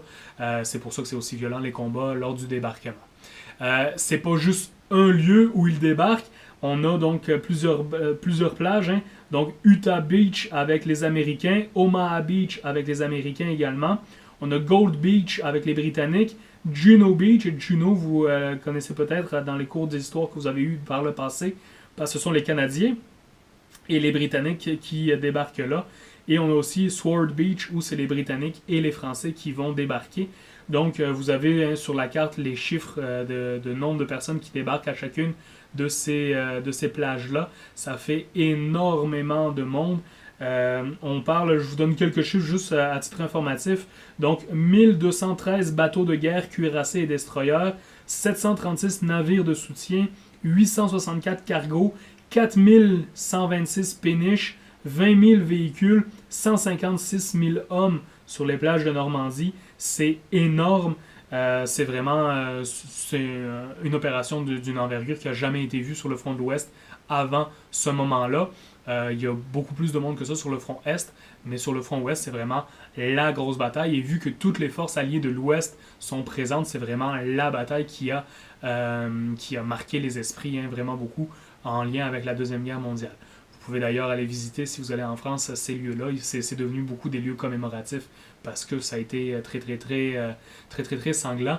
Il y a même une portion du territoire en Normandie qui a été donnée au Canada. Donc vous pouvez aller en France et si vous allez sur ce site, je ne me souviens plus par cœur du nom du site, je vous le retrouverai pour le montage vidéo, là. Vous allez sur ce site-là qui a été donné au Canada, officiellement vous êtes en Normandie, mais vous êtes au Canada, parce que le bout du territoire appartient au Canada.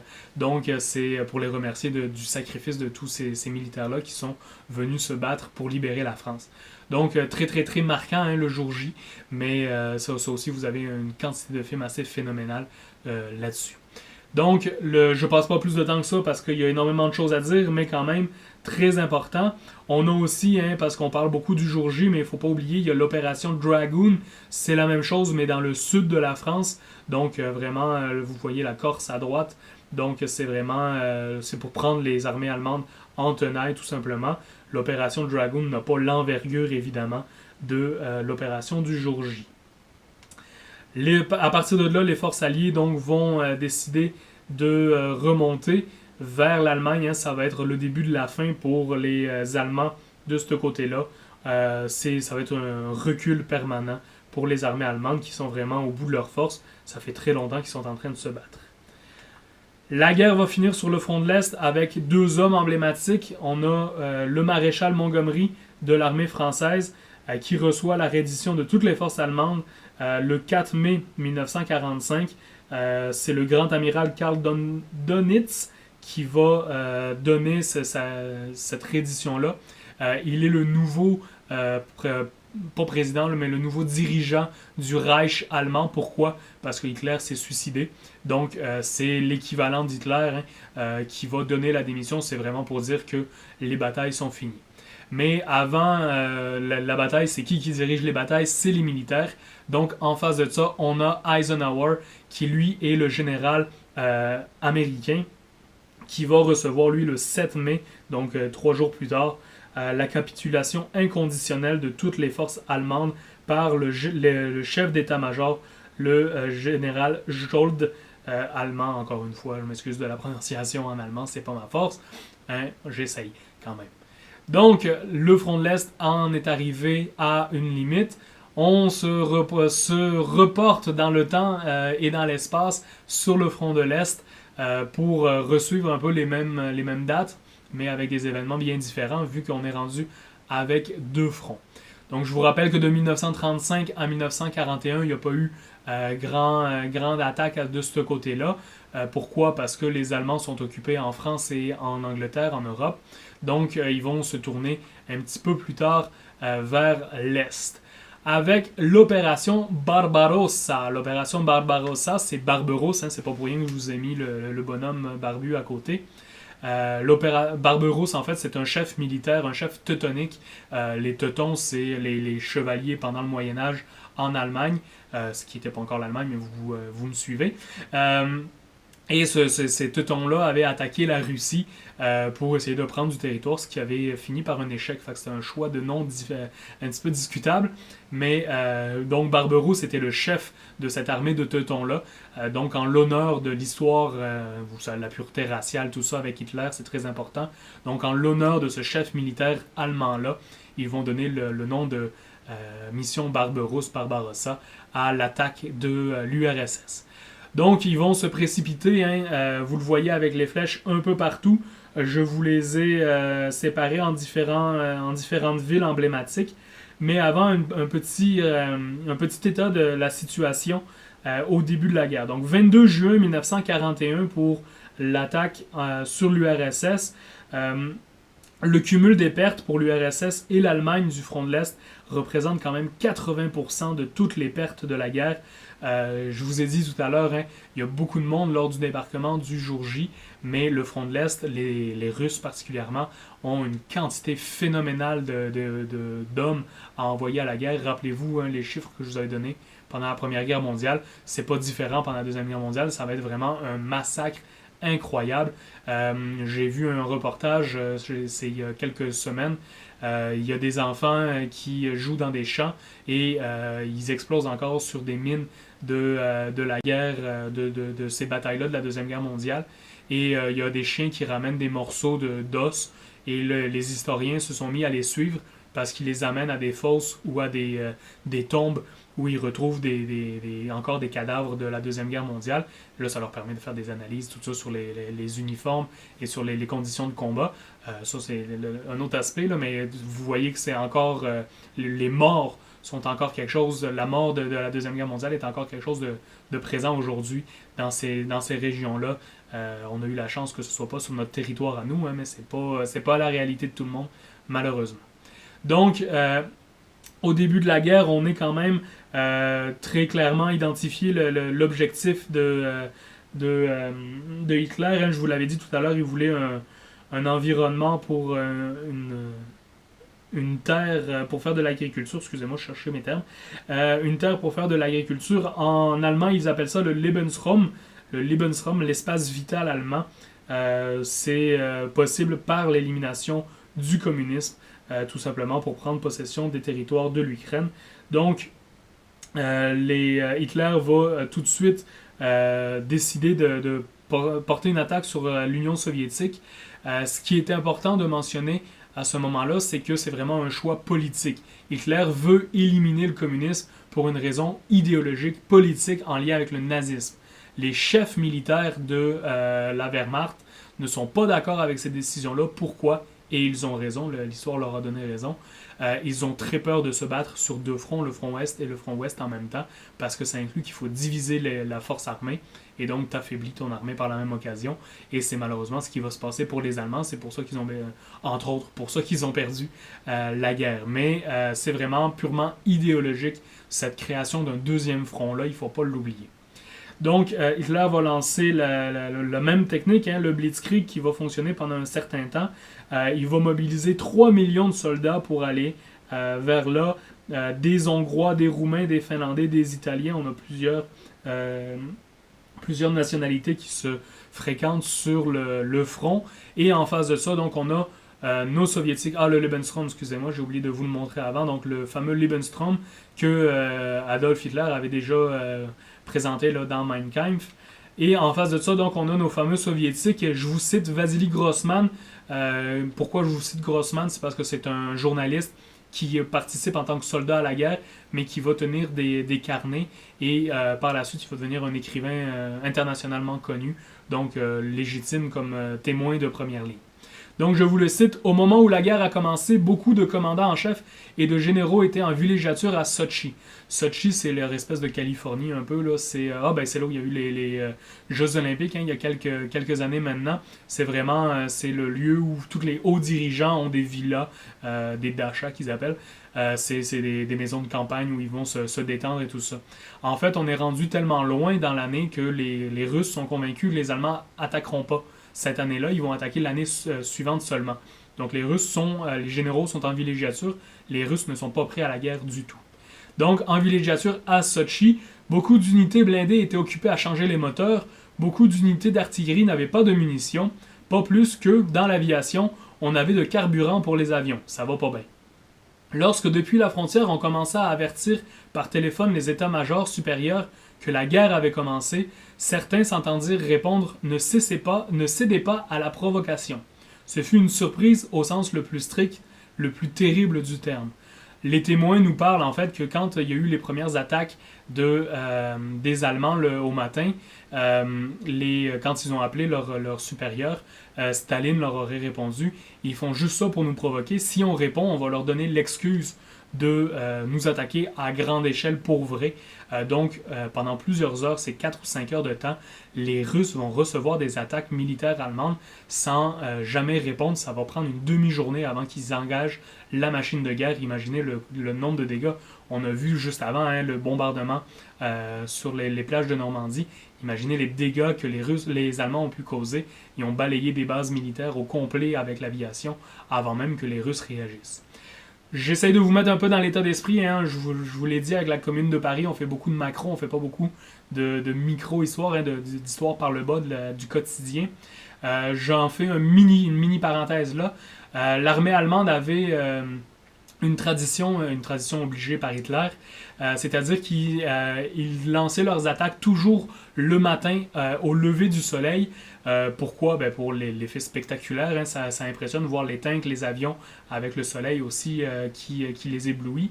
Et les chars d'assaut et les camions étaient équipés de speakers en bon québécois où ils faisaient jouer à tue-tête Valkyrie de Wagner. Donc imaginez là des tanks, des avions qui se dirigent vers vous avec ceci qui joue excessivement fort en background.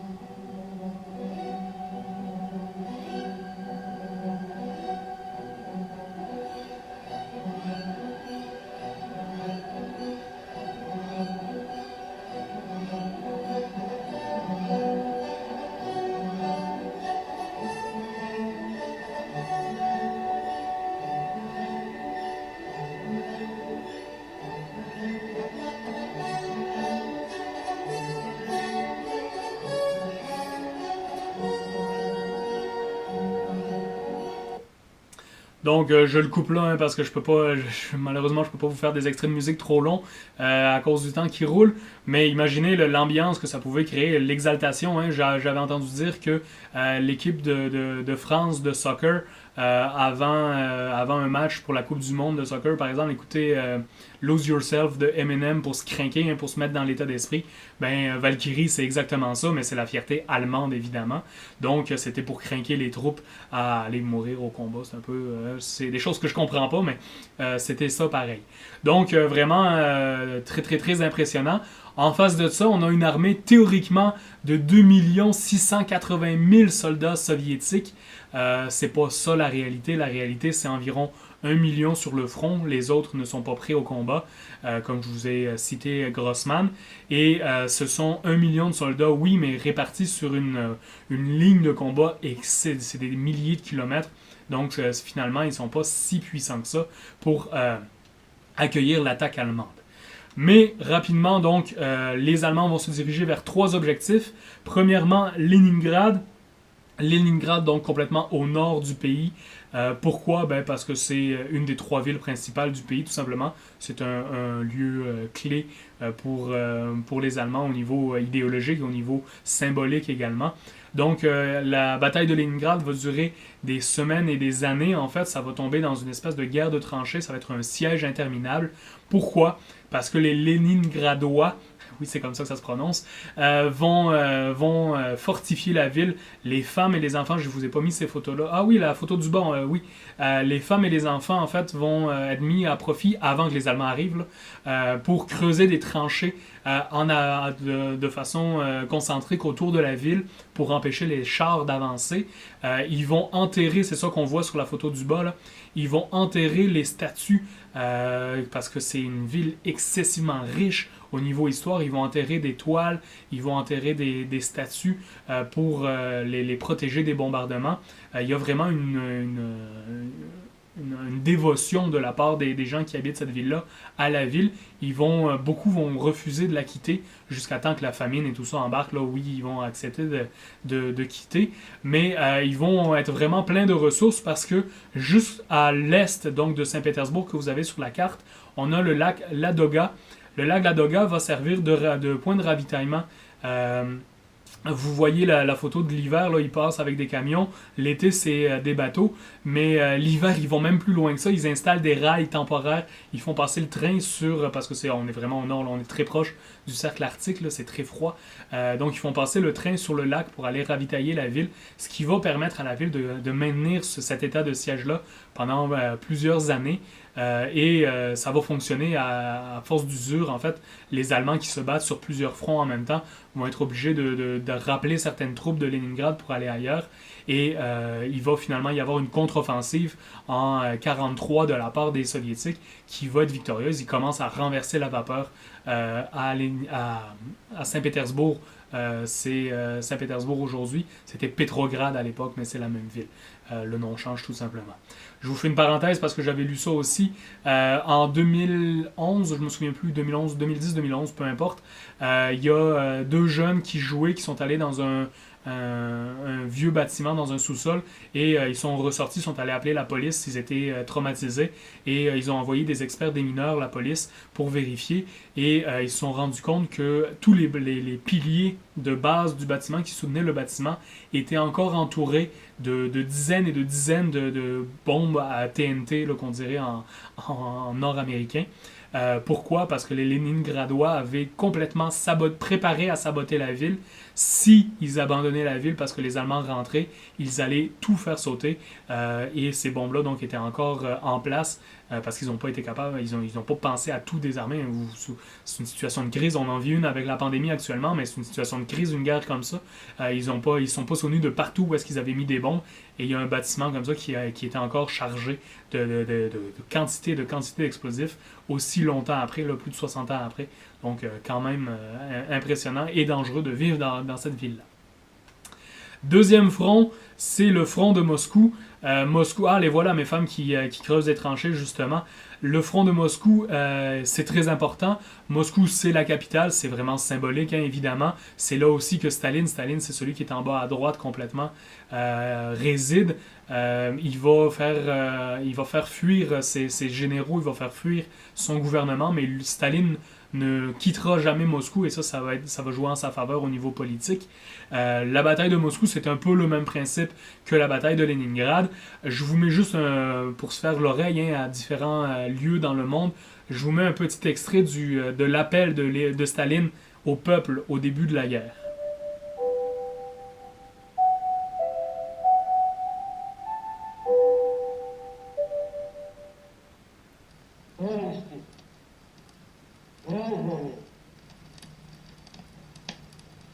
Братья и сестры, бойцы нашей армии и флота, к вам обращаюсь я, друзья мои.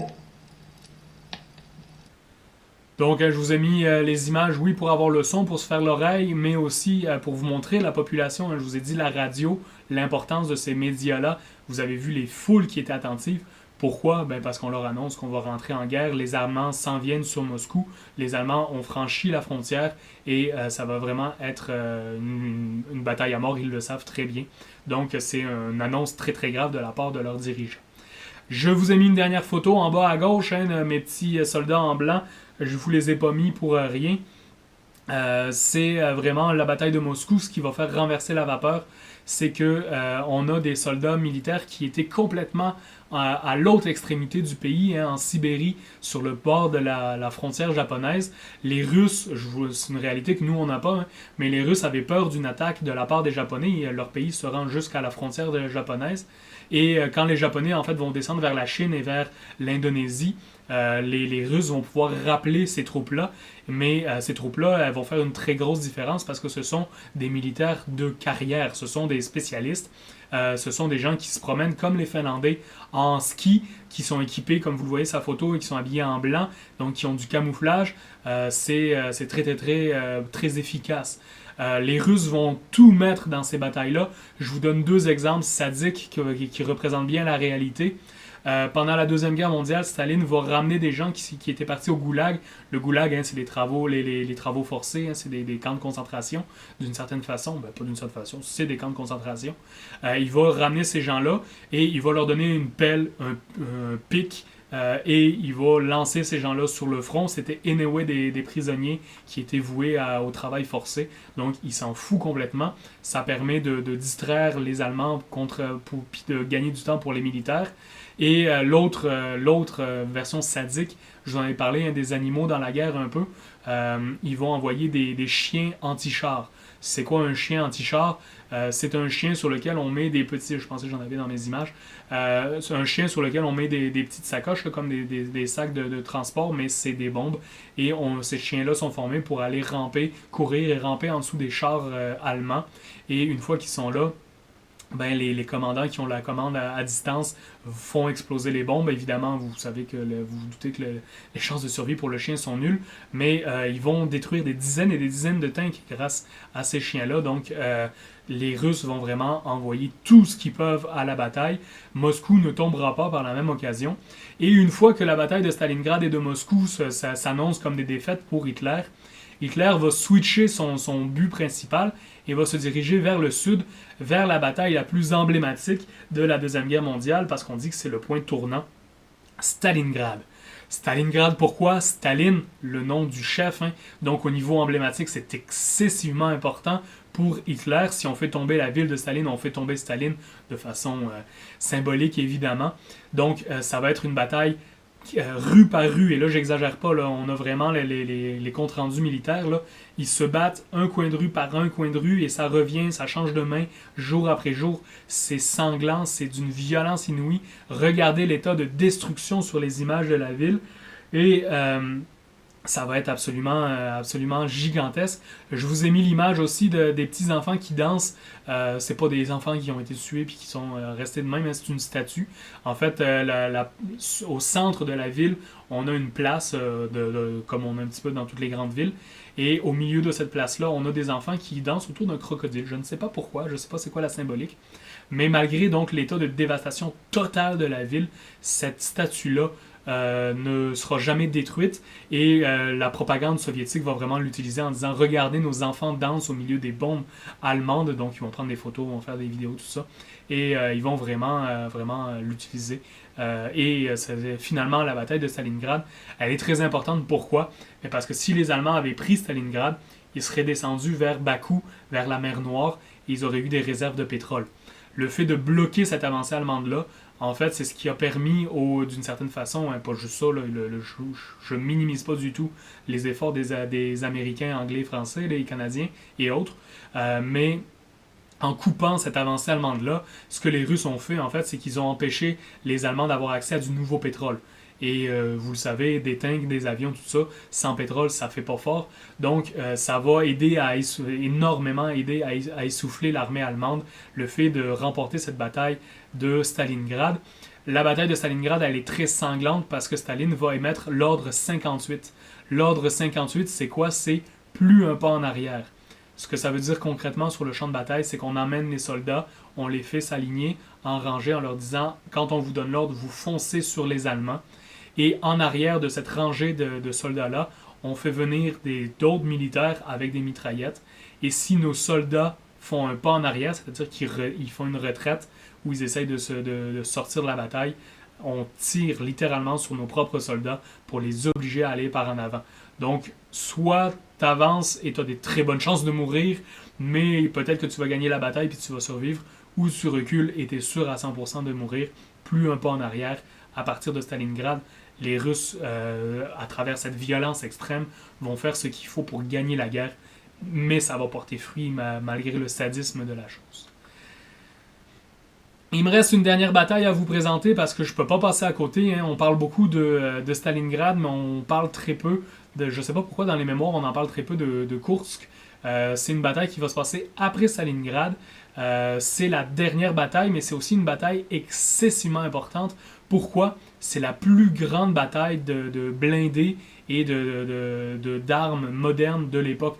On n'a jamais eu autant, je ne vous sortirai pas les chiffres, ça ne sert à rien, mais c'est des milliers, des dizaines de milliers de tanks et de camions et autres qui vont se confronter. La différence à Kursk, c'est que Staline et l'armée russe vont avoir été avertis par les Américains qui ont, grâce à leur ordinateur, craqué les codes secrets allemands. Les Russes vont être mis au courant d'avance de la bataille de Kursk et ils vont pouvoir se préparer. C'est ça que vous avez, vous le voyez dans la carte du bas. Ils vont se former en espèce de U, en espèce de fer à cheval pour casser l'avancée allemande, justement. Et les Russes ont mis en place, parce qu'ils ont repris le dessus au niveau de la production, ils ont développé des armes qui vont être excessivement destructrices. Le petit nom, le surnom qu'ils ont donné à cette arme-là, c'est la Katyusha. Catherine, la petite Catherine, Katyusha. Les Français l'appellent l'orgue de Staline. Qu'est-ce que c'est que l'orgue de Staline? Eh bien, c'est un lance-roquettes multiple. Regardez la violence. Sur l'autre rive, une mauvaise surprise pour les Allemands. Les Russes mettent en action une arme nouvelle, un lance-roquettes, baptisé les orgues de Staline, ou Katyusha, comme la chanson patriotique. Terrifiant.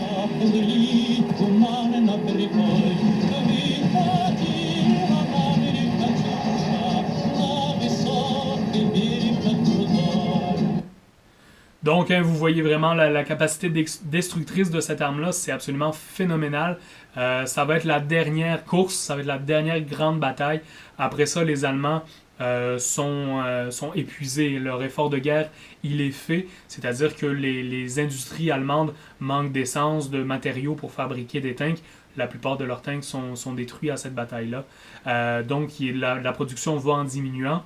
Les Soviétiques, les Russes, tant qu'à eux, leur production va en augmentant de plus en plus. Donc, l'avantage numérique et matériel ne donne plus aucun doute sur l'issue de la guerre. Les Soviétiques vont se diriger vers Berlin.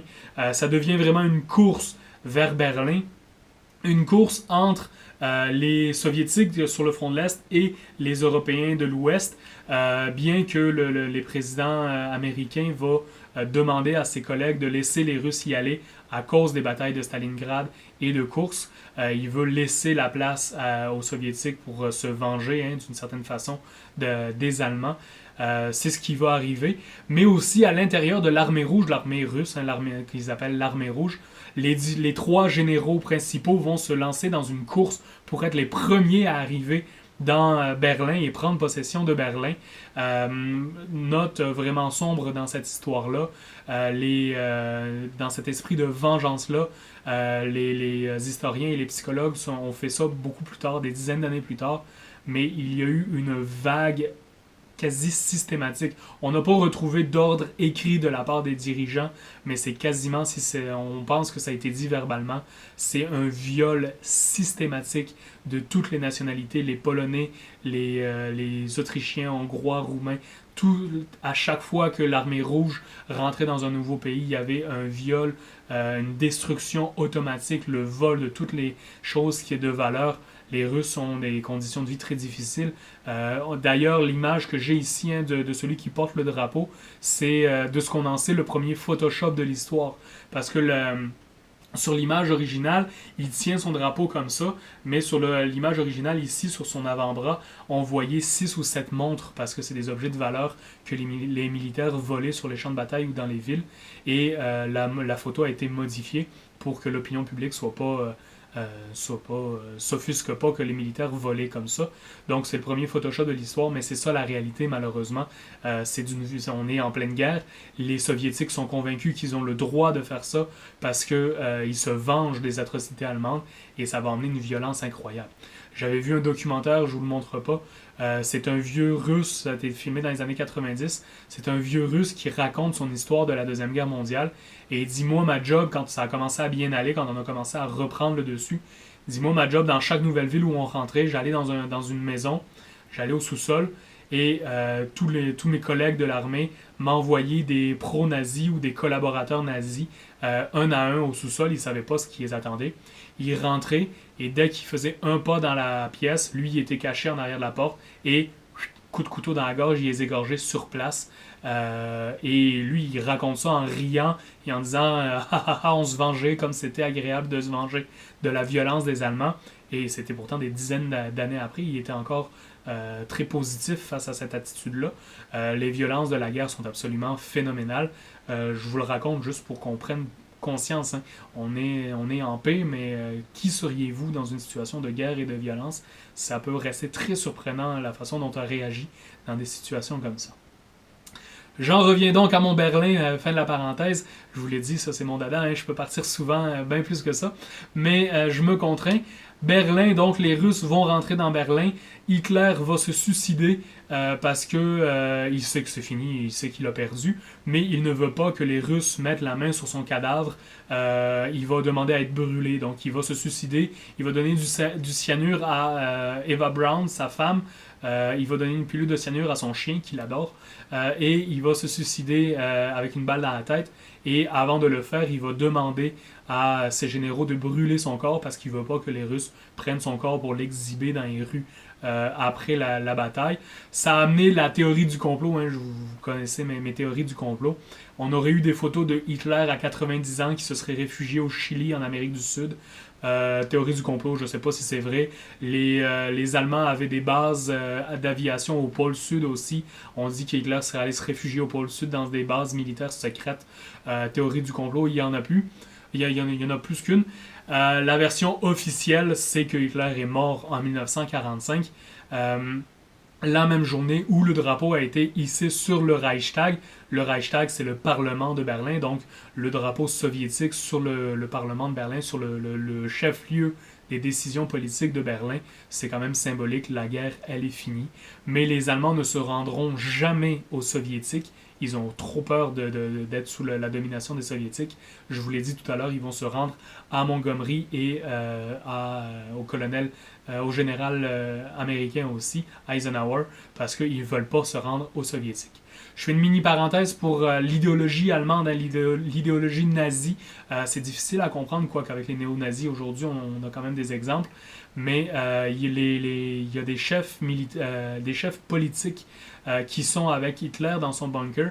Je me souviens plus de son nom, mais c'est son chef de propagande, Goebbels, qui va donner des pilules de cyanure à ses 6 enfants et à sa femme, et lui aussi va en prendre en disant « Je refuse que mes enfants vivent dans un monde sans le parti nazi ». Donc c'est vraiment, c'est difficile à comprendre cette dévotion, ce fanatisme-là, mais il y a vraiment des gens qui pensaient comme ça à l'époque. Donc, encore une fois, hein, juste le mention pour réfléchir la force des idées. Je vous emmène cette fois-là en Asie parce que la guerre, cette fois-là, elle est mondiale pour vrai. Je ne peux pas passer à côté. Surtout que notre civilisation occidentale, à travers les États-Unis, qui en est l'extension, hein, va vraiment être en conflit en Asie, cette fois-là, avec le Japon. Donc, rapidement, pour vous le montrer, hein, 1937, l'armée japonaise donc, va rentrer en guerre contre qui? Premièrement, hein, ils vont rentrer en Corée et à Taïwan. Vous les voyez en orange à droite sur la carte. Et ensuite, ils vont rentrer la partie en rouge en Chine. Pourquoi? Ben, à cause de cette fameuse maison, les 8 coins du monde, 8 coins du monde sous un même toit. La doctrine de tout à l'heure que je ne prononcerai pas en japonais. Et c'est le même principe, c'est un petit peu comme le Blitzkrieg, hein, c'est une guerre très rapide et très efficace. Ils vont prendre possession du territoire, surtout que la Chine est en guerre civile à ce moment-là. On en reparlera la semaine prochaine pendant la guerre froide. Je vais vous faire une petite vidéo rapide sur la guerre froide pour boucler la boucle. Et les Japonais donc vont avoir plusieurs réussites militaires de ce côté-là. Ils vont continuer leur péripétie, mais ils vont faire eux autres aussi une attaque assez importante au niveau stratégique, une erreur assez importante au niveau stratégique. Le 7 décembre 1941, ils vont attaquer donc les Américains dans les îles Hawaï sans aucune déclaration de guerre. C'est une attaque surprise qui n'est pas normale normalement dans une guerre d'envergure comme ça. C'est vraiment une attaque totalement surprise. Là, aujourd'hui, on voit que les Américains avaient décodé certains messages, tout ça, ils auraient pu s'en douter. Ça a été mal joué de la part des Américains, mais peu importe. Il n'y a quand même pas eu de déclaration de guerre officielle de la part des Japonais. Il y a le film Pearl Harbor qui existe avec une belle petite histoire d'amour pour accrocher le monde qui accroche là-dessus. C'est vraiment c'est un moment choquant pour les Américains parce qu'ils considèrent qu'ils ont été attaqués chez eux. Ils n'étaient pas en état de guerre, ils n'avaient pas déclaré la guerre à l'Allemagne encore. Et là, ils se font attaquer par un allié de l'Allemagne. C'est vraiment ce qui va faire changer l'opinion publique et ce qui va lancer l'Amérique. L'Amérique, attention, là, ils pensent qu'ils sont juste toute l'Amérique, c'est juste les États-Unis. Ils vont quand même rentrer en guerre à cause de ça. Donc, l'attaque de Pearl Harbor, quand même très importante. C'est ce qui va mettre fin à cette sphère donc, d'influence des Japonais en Asie. Hein, ils se justifiaient comme ça en disant la coprospérité asiatique, mais c'est juste encore une fois une justification idéologique. Ça va pas tenir très long feu.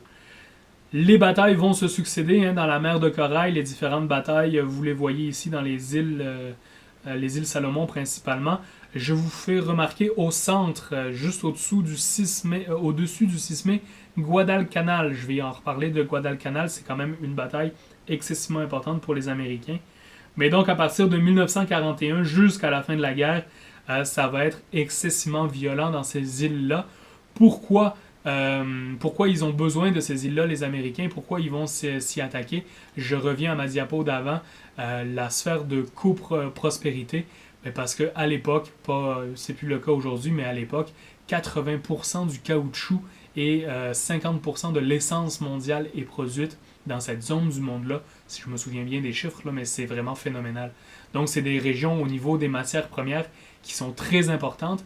Et le fait de récupérer ces territoires-là pour les Américains, c'est le même principe que l'essence avec les Allemands. Si on coupe les vivres, si on coupe les ressources aux Japonais, ben, on les essouffle et on est capable de mieux remporter une victoire avec moins de morts idéalement dans ces conditions-là. Donc j'y reviens à Guadalcanal, regardez les conditions de bataille. On est dans des zones semi-tropicales, c'est très humide, il y a des pluies torrentielles, c'est vraiment des conditions atroces pour vivre, mais pour se battre particulièrement, c'est très très très difficile. Et vu que c'est des îles une après l'autre, à chaque fois qu'ils gagnent une bataille sur une île, ben tout est à recommencer à l'île suivante. C'est pas comme sur un territoire où tu peux continuer à avancer tel quel. C'est vraiment très difficile. Il y a des milliers d'Américains qui vont mourir dans cette bataille-là. Si on parle avec des Américains qui ont une certaine mémoire de la chose, de la Deuxième Guerre mondiale, ils sont beaucoup moins marqués par les combats en Europe, à part le jour J. Les Américains sont beaucoup plus marqués par ces guerres du Pacifique-là, qui sont beaucoup plus meurtrières pour eux. Surtout que l'amiral Nimitz, donc l'amiral qui est responsable de toutes les flottes américaines dans les îles Pacifiques, va lancer vraiment une offensive non-stop donc pour les îles. Pas besoin de se souvenir de toutes ces dates-là, je vous les nomme plus par repère dans l'ordre, mais c'est pas nécessaire de se souvenir de tout ça. Ce qui est les deux peut-être qu'il faut se souvenir, c'est Iwo Jima puis Okinawa. Ces batailles-là vont être très, très sanglantes et très emblématiques. Je vous présente par exemple Iwo Jima, qui va donner la fameuse photo là, des Américains qui hissent le drapeau. Pourquoi ces îles sont si difficiles à conquérir? Il y a un bon film qui est sorti là-dessus justement dernièrement. Je vais essayer de me souvenir également au montage, je vais vous le mettre ici. C'est que y a un concept chez les Japonais que on connaît pas bien ici, c'est l'honneur à tout prix. L'honneur, on connaît ça. Mais l'honneur à tout prix, c'est-à-dire que vous connaissez probablement le terme de kamikaze. Les Japonais ne se rendent pas. Ils ne sont pas faits prisonniers de guerre. Les Japonais se battent jusqu'à la mort. Donc, c'est vraiment toujours des combats excessivement violents. D'ailleurs, dans cet ordre d'idées-là, je vous présente la formation des kamikazes. Un petit extrait encore une fois.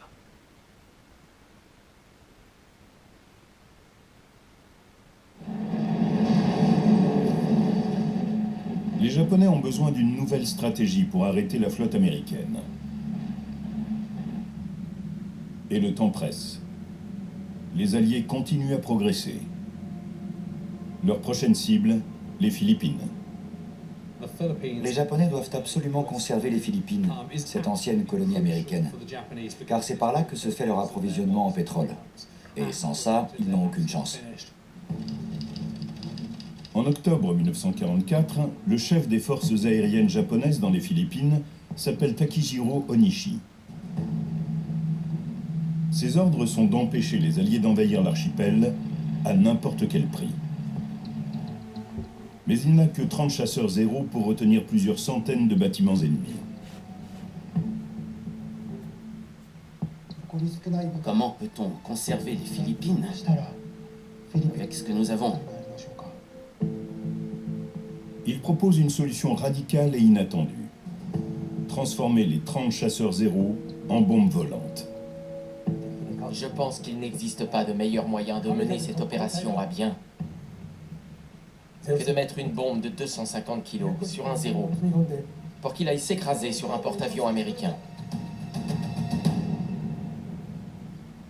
C'est la première fois que le Japon planifie des attaques suicides.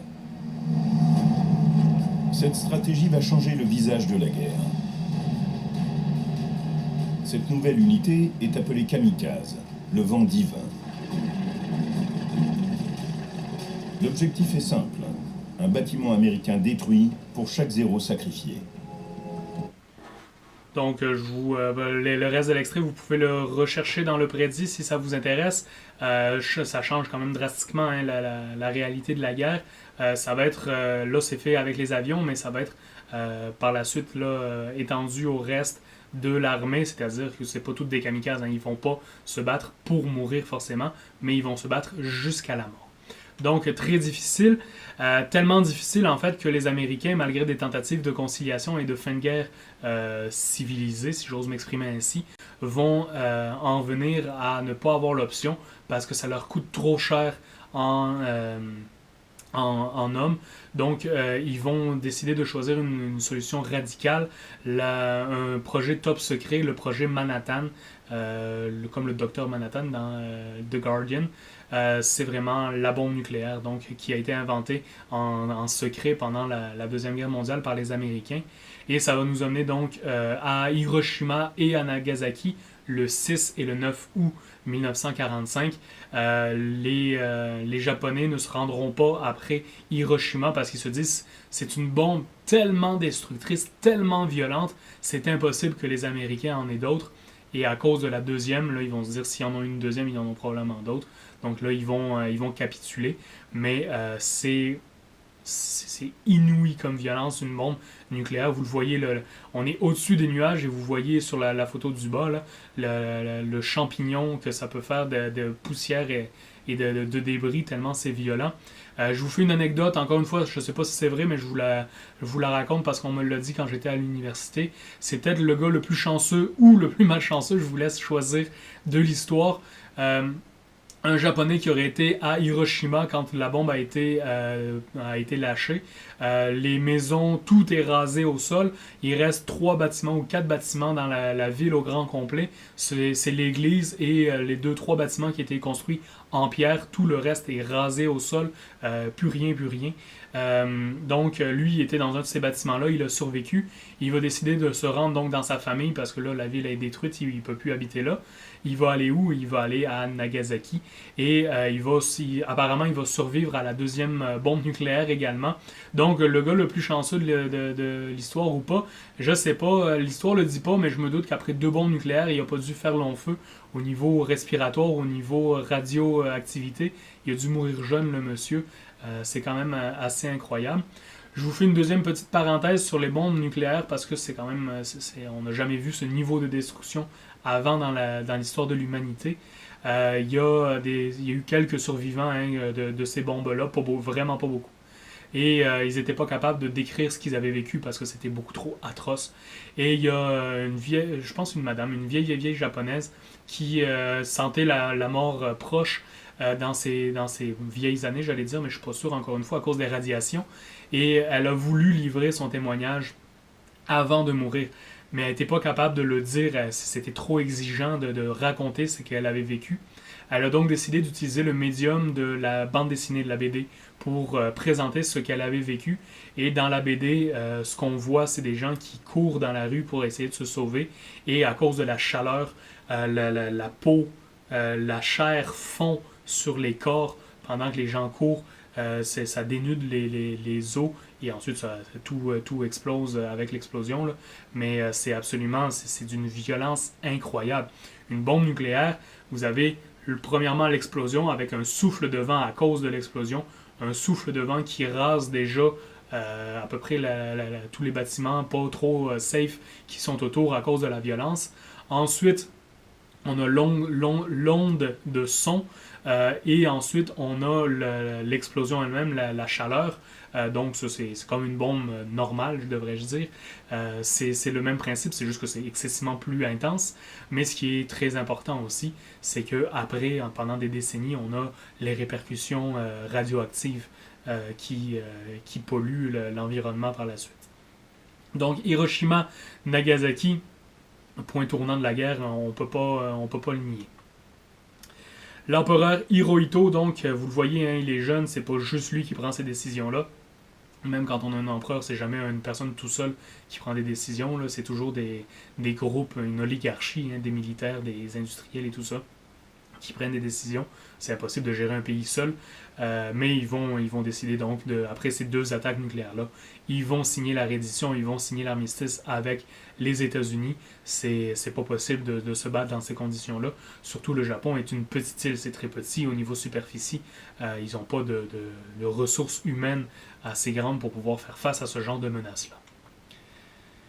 Je finis donc avec quelques chiffres, des chiffres absolument atroces, hein, des chiffres que j'aimerais mieux ne pas vous dire, mais malheureusement c'est ça la réalité de l'histoire. C'est à ça que l'histoire aussi est supposée servir, essayer de ne pas faire en sorte que ça réarrive, même si on est à la Deuxième Guerre mondiale, fait qu'apparemment on n'apprend pas très vite. Regardez, en rouge, ce sont les pertes militaires, et en orange, ce sont les pertes civiles.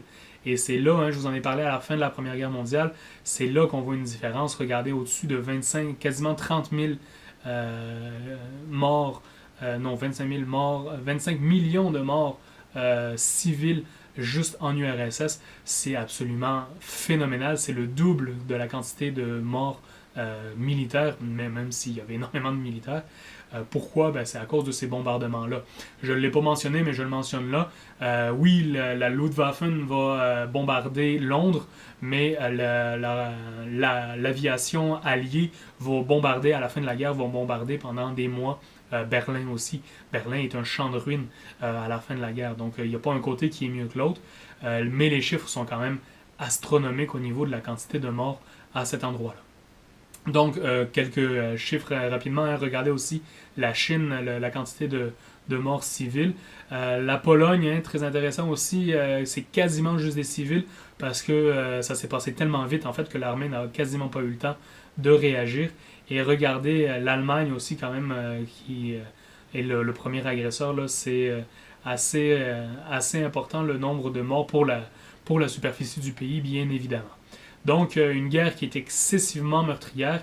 Là, je vous parle pas de toutes les retombées psychologiques, je vous parle pas de toute l'Europe qui est à reconstruire au grand complet parce qu'elle a été détruite, des jeunesses hitlériennes qui ont magané le cerveau des jeunes dès la plus tendre enfance avec la supériorité nazie.